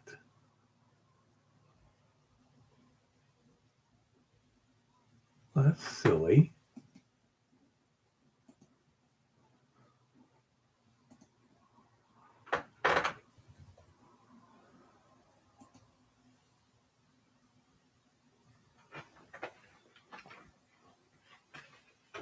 We got the internet going there, That's not. but this is through a router. Oh,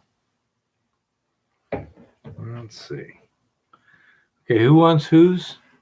Xioxio wants you to text him Chris's phone number Okay. or email him. He said he didn't care. Just a minute here. Let me try and get Jay is Chris's number.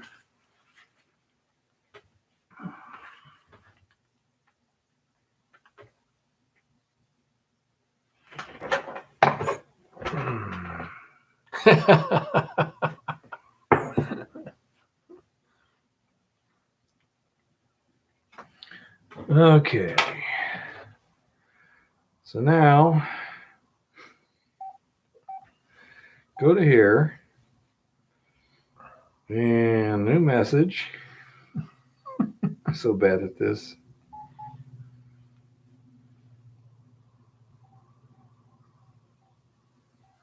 He'll get it in a minute here. Oh yeah. No, I got Chris's number. Okay, that's the person I want to send it to Xioxio. Yes. Select. Thank you. Why did it just do that? Why can't it select? Wow. I said new. Cancel. Let's just try. Now it's there again. Okay. Type a message. That sounds good to me. I'm happy with that concept. They're trying to figure out an email path here too, so it'll all happen. It'll be on its way in just a second. Xioxio.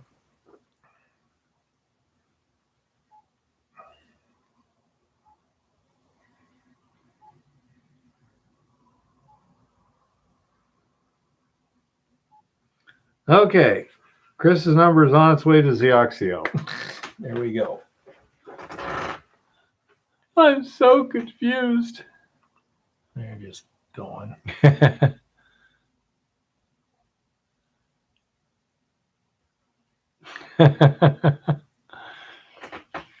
Anyhow.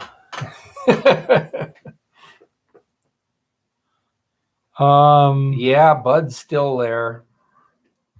Believe it or not.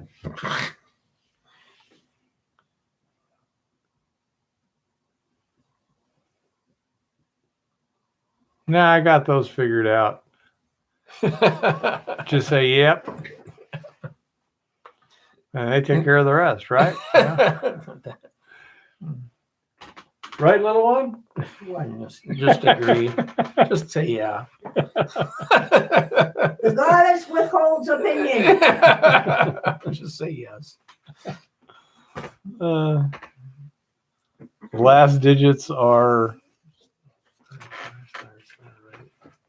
I don't know what that. I don't know.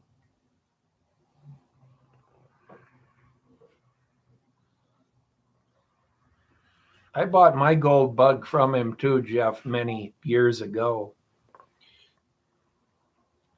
And I run up there for, things every once in a while and go up and see him. I have no idea what you're trying to get me to answer there. It's clear on my screen.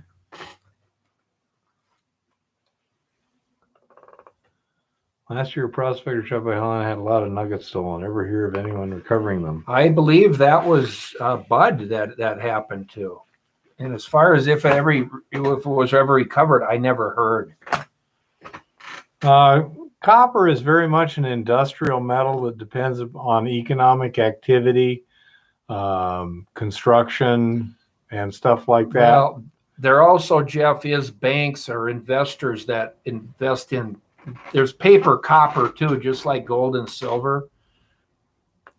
They will hold contracts, and then at a certain point, they'll dump those contracts. So that's part of why you're seeing, a lot of volatility.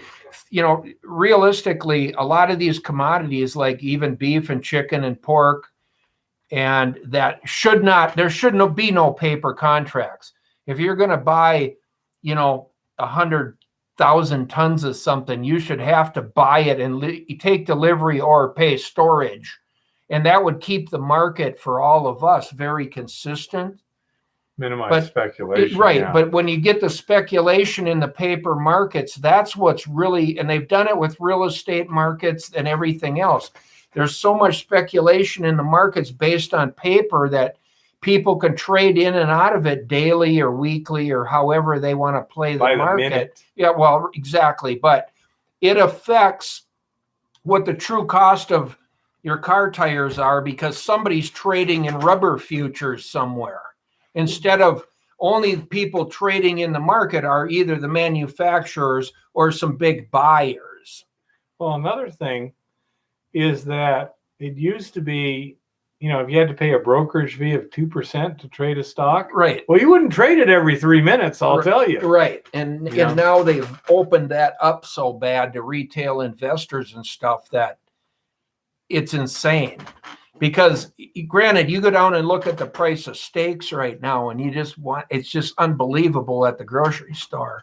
And you go find out what the rancher's getting for an 800-pound steer. It's just sickening, the difference in there somewhere. And a big part of that difference is actually in speculation. It's not even in the guys processing the beef or feeding the beef out. It's in the speculation market that the money's being made. Could be, yeah. Yeah. Adam, the permits are for disturbance, water supply, things like that. It doesn't have to do with, a particular metal or this, that, or the other. In many cases, they're recovering multiple different metals at once in sulfide deposits and stuff like, Jim's deposit here will have multiple things being recovered at once. Right. It depends upon the process and the disturbance of the environment. That's what the permit is all about. Environment, water control. Even it could be as simple as even this drainage from a heavy rain. You need to deal with issues so you don't create another issue. So the permitting is just making sure that you're doing it right. In theory. Exactly, Jeff. Yep. Yeah, exactly, Truth Seeker. But the speculation, this paper market crap that they've created over the last 40, 50 years, whether it's grain futures or whatever, has had more of an effect on what a product costs at the grocery store than what the actual manufacturer or the rancher or whoever is making on their end. And it also affects people's lives, because if you have a big brokerage house that says, okay, we're gonna make a short on this and then drive the price down, Yep. well, then people lose their jobs. Yep. And they people don't lose their care. businesses, and they don't care, but they're making money off of destroying people. Well, they make money that's just both wrong. ways. They can make money shorting the stock, and they can make money on the increases coming back again. Well, I got a feeling a lot of Montana's cattle may be staying in Montana in the not too distant Well, future. that's happening. They okayed doing a couple of beef processing plants here in Montana, and they're going to really try to push that. But see, that got literally in this country, we got down to, I think we only had 4 beef packers for the whole country. And so it got so consolidated and so controlled in the market that there was hardly a live market left, where if you wanted to go down every Tuesday and sell some cows, you were going to get what they wanted to pay you, and that didn't matter what you couldn't force the price up. Well, people are looking to buy more local and more grass-fed and stuff like that, and I think that's going to help diversify to some extent. It has some here. There's a premium for certain kinds of beef, but yeah. Wow. But it's unfortunately some of when you're watching the gold market or the silver market, you're not really seeing the true price of what just the metal is. You're seeing a paper market forcing that price, whether it's higher or lower. And Jeff, because you want to know what the true price is, go down and try to go down to the coin shop or wherever to a metals exchange and try to just buy silver. You're not going to pay $22 an ounce for it today.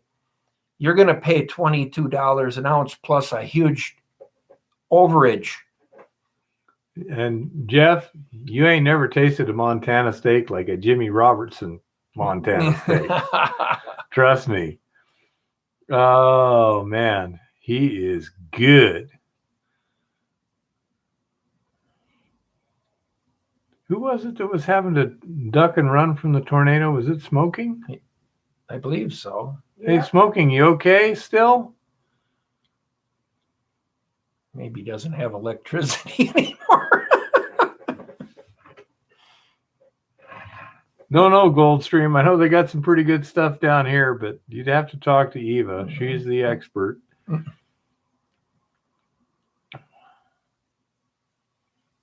Well, that's to a certain level, True Seeker. That is true, that once they have those cheap steers, 800-pound steers in the feedlot, they're owned by the packer, so they control the price from then on in. But there is paper market there that the money's being made up in the middle there somewhere. Good Smoking. I'm glad that the danger's past now. Oh. Now, somebody brought up the idea of having like an annual cookout or something. Now, that would be kind of cool. Goldstream's bringing that up right now. Yeah, that would be kind of cool. We have to have a good location for it and stuff, but yeah, there's plenty of. I like the concept. We could have a mining convention, huh? Well, and see, here's the thing: an annual get together. Small. This is where a lot of things. You have a big thing, and there's always assholes. Keep it small so that at least the assholes are at least eccentric.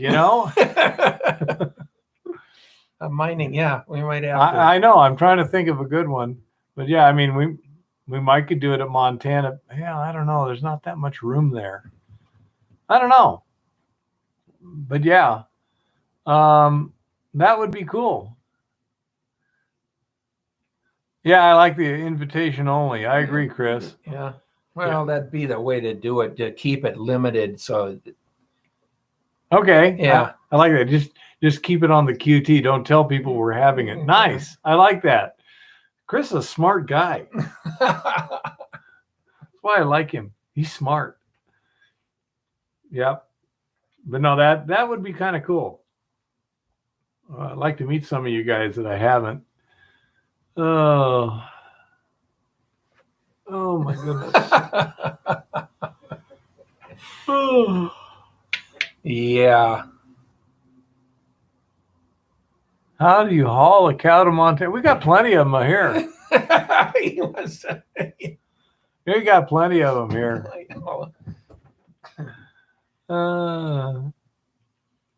My goodness. And they're good enough. I mean, I don't know if they're the best, but to me, finger looking good is finger looking good. I'm not a nuanced kind of person, man.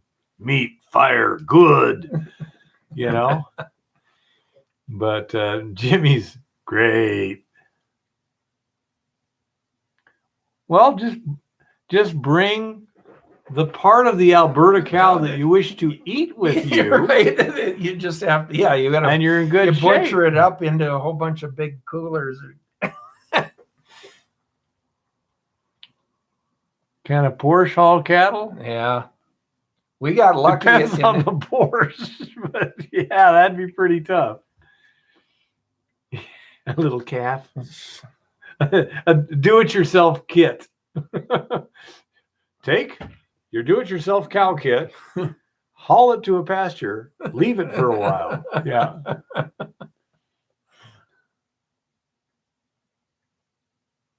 Yeah, this area up here where we're at, Nat, we actually had some decent rains a couple of times just at the right time, and we had pretty good grass. I know south of here and east of here it wasn't like that, but well, it is the chronic wasting disease. Is that transmissible to cattle also, Zioxio? Well, not sure. It's something they were worried about, but I don't think so.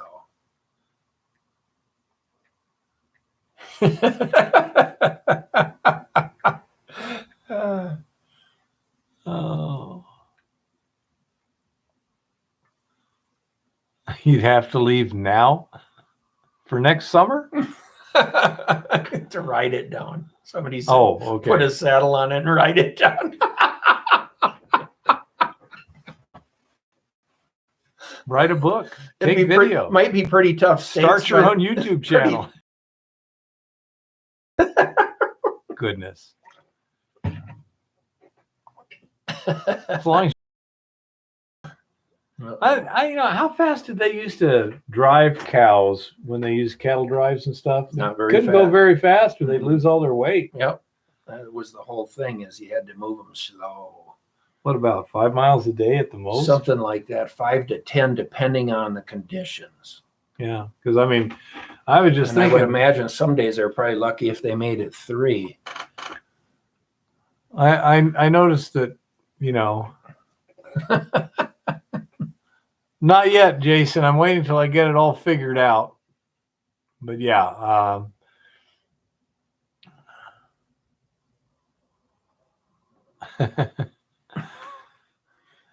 Well, it reminds me once of a guy that was, he was shooting birds that were a pest, but were not supposed to be shot because they were causing a real problem. And he said, gut shoot them, then they'll fly somewhere else and die. It's like, makes sense, you know?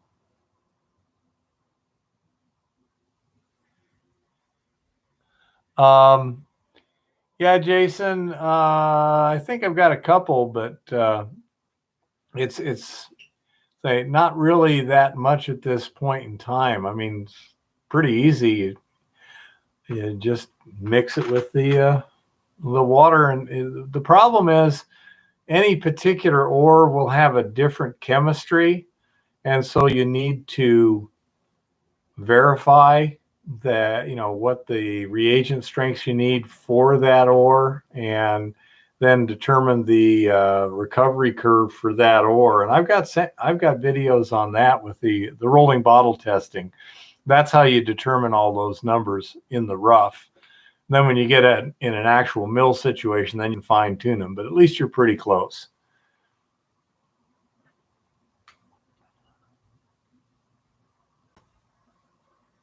They went in the first soybean field and ate it. Yeah.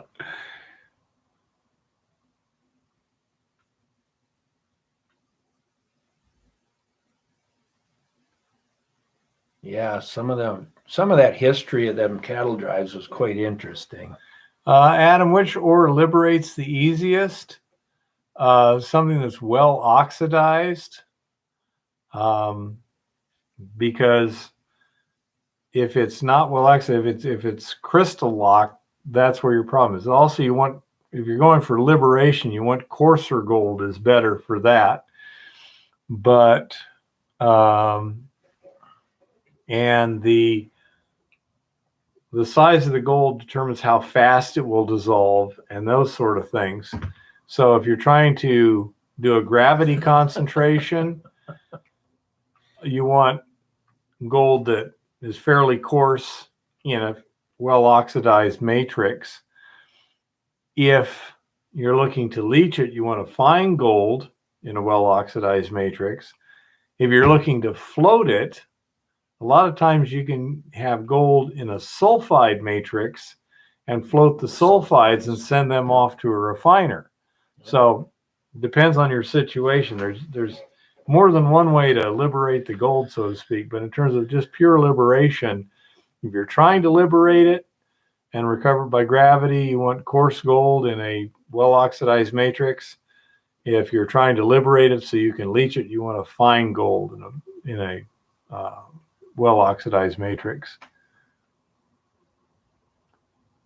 It had to be pretty low purity gold, since the stuff that we are using will dissolve silver too, I believe. Yep. Copper, how would the copper affect it though? Probably reagent consumption would be your situation there. Yeah.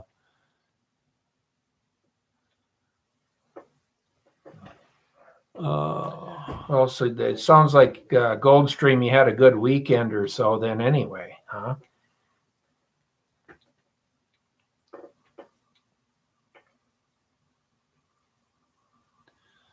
I don't know, Zioxio, have you distracted Chris to where he's not watching anymore? Ask Chris.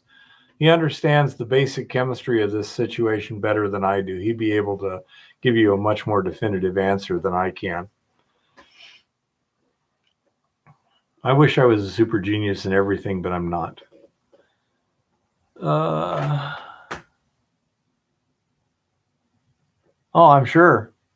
That's one of the things they use this for, is extracting gold in recycling. Chips, yep, ground up chips. Oh, that's sweet. Wow.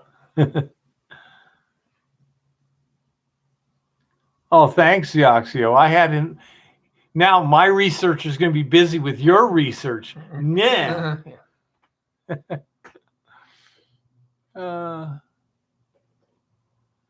Oh. So Chris, would the ammonium salt help offset a high concentration of copper in the gold? It has to do with the copper catalyzes the reaction with the gold. Well, I know there's the ways around it, but I was just wondering, how. Not Eva. Zioxio. The copper is a catalyst. Yeah, for the thiosulfate it is. Okay. Yeah.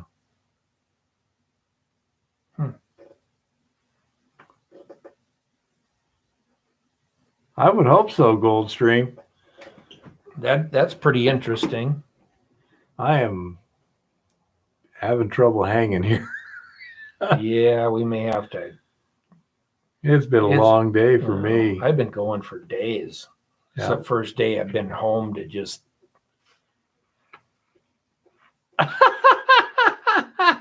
City tried poisoning pigeons, but quit after some died in midair.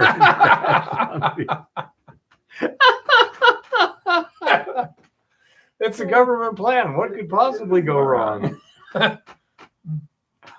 Oh my goodness. All right. That would be hilarious. Well, at least it wouldn't turkeys. Did you ever see that WKRP in Cincinnati? Turkeys away. As God is my witness, I thought turkeys could fly. That was so hilarious. Yeah, you too, Kodak. Yeah, we're gonna probably hang it up here pretty soon unless somebody's got a couple of good questions. But Yep. Okay. Yeah, it's nice being back in a regular bed and stuff, but I like being out in the field. Eva really likes being out in the field. Of course, she doesn't have to shovel the rock like I do, but yeah. yeah. Yeah, what's that guy's name, Chris, that does that song? Poisoning Pigeons in the Park. Weird Al Yankovic, No. maybe? No, it's a guy with a little ukulele. It's not Weird Al, though. It's another. Is that actually a song? Yeah. Poisoning Pigeons in the Park. Yeah. Yeah. Well, good for you, Zioxio. I don't care. I'm 65 and I'm still breathing. When you get to be 65, see if you can look me up and say, hey, I stay up till 2 or 3 in the morning. Thanks for being here, Jeff. Tiny Tim? Yeah, Tiny Tim. No, it's a new guy. That he's got a couple. Somebody did it a long hilarious. time ago. Well, Poisoning maybe Pigeons it in the is a Park. remake. Hell, I don't know.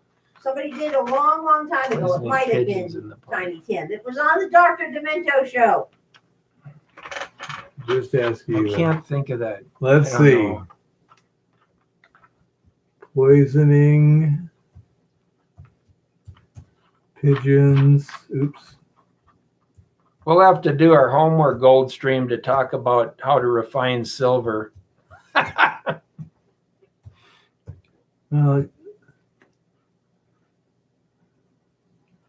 Instrumental. Tom Lehrer. Poisoning Pigeons in the Park. I don't know. Let's see. Tom Lehrer. No, that's not him, though. No. That's probably original. That must have been the original ones. Yeah. Yeah, it was on Dr. Demento along with other great songs like Fish Heads and Existential Blues. Was the guy doing it with a piano? No, this is a new guy that's been doing some stuff. And Poisoning Pigeons in the Park.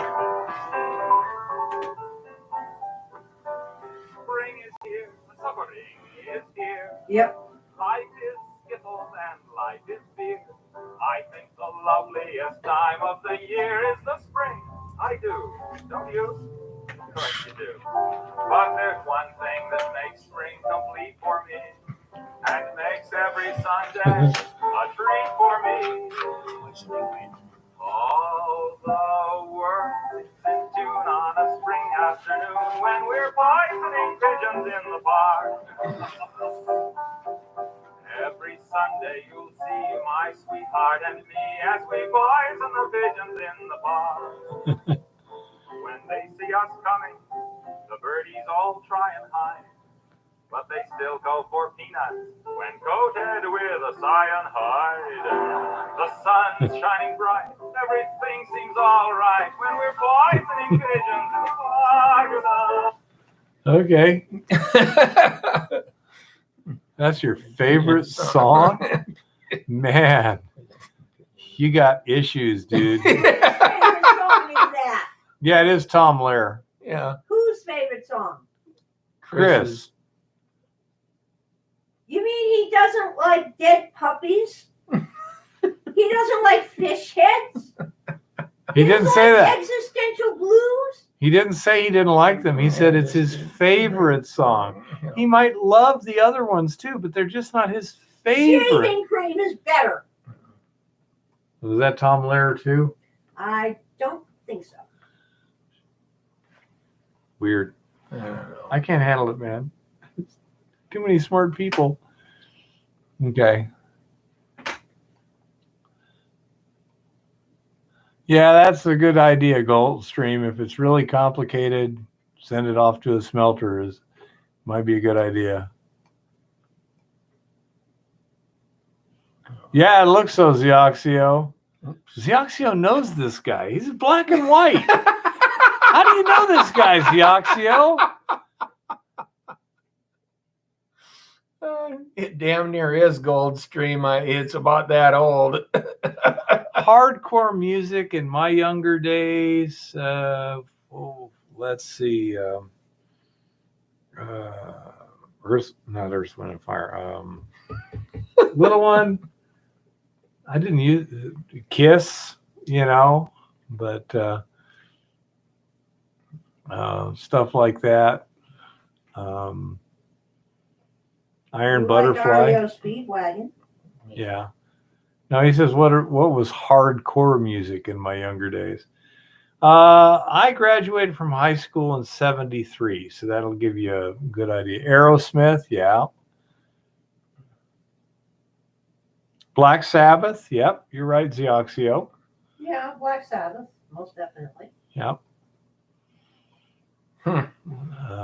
Definitely, that was hard. And who was Alice Cooper?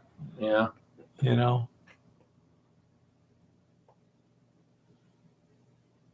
Wow, that's some interesting specimen stuff. Pink Floyd, yeah. Yeah, Led Zeppelin was in there. No, I graduated high school in 73, not college. I think Rolling Stones, yeah. Yeah, she's pretty amazing. I never win Name That Tune against her. Foghat, not familiar, Jeff. Foghat's good. Oh, yeah. Foghat. I remember that. 38 Special. GNR? Guns N' Roses. No, that was after. Yeah, they came along quite a bit later. Yeah, that was back in my late 20s, I think. Okay, guys, I'm going to have to call it a night. I'm sorry, but I got to get some sleep. And if I don't hang up on you guys first, then you'll just see me snoring. It's ugly. Boston again. That was after I graduated high school when they came out, So. Yeah. Well, thanks for a good show tonight, guys. A lot of good questions, especially early on. So.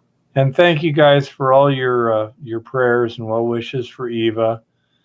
And it's hard to tell you how much it perks her up to do the tinfoil hat report and stuff. She really enjoys the interaction. Thank you. So I'll try and get some more videos out this week, and maybe this guy will videotape something sometime. I'll try to do something here.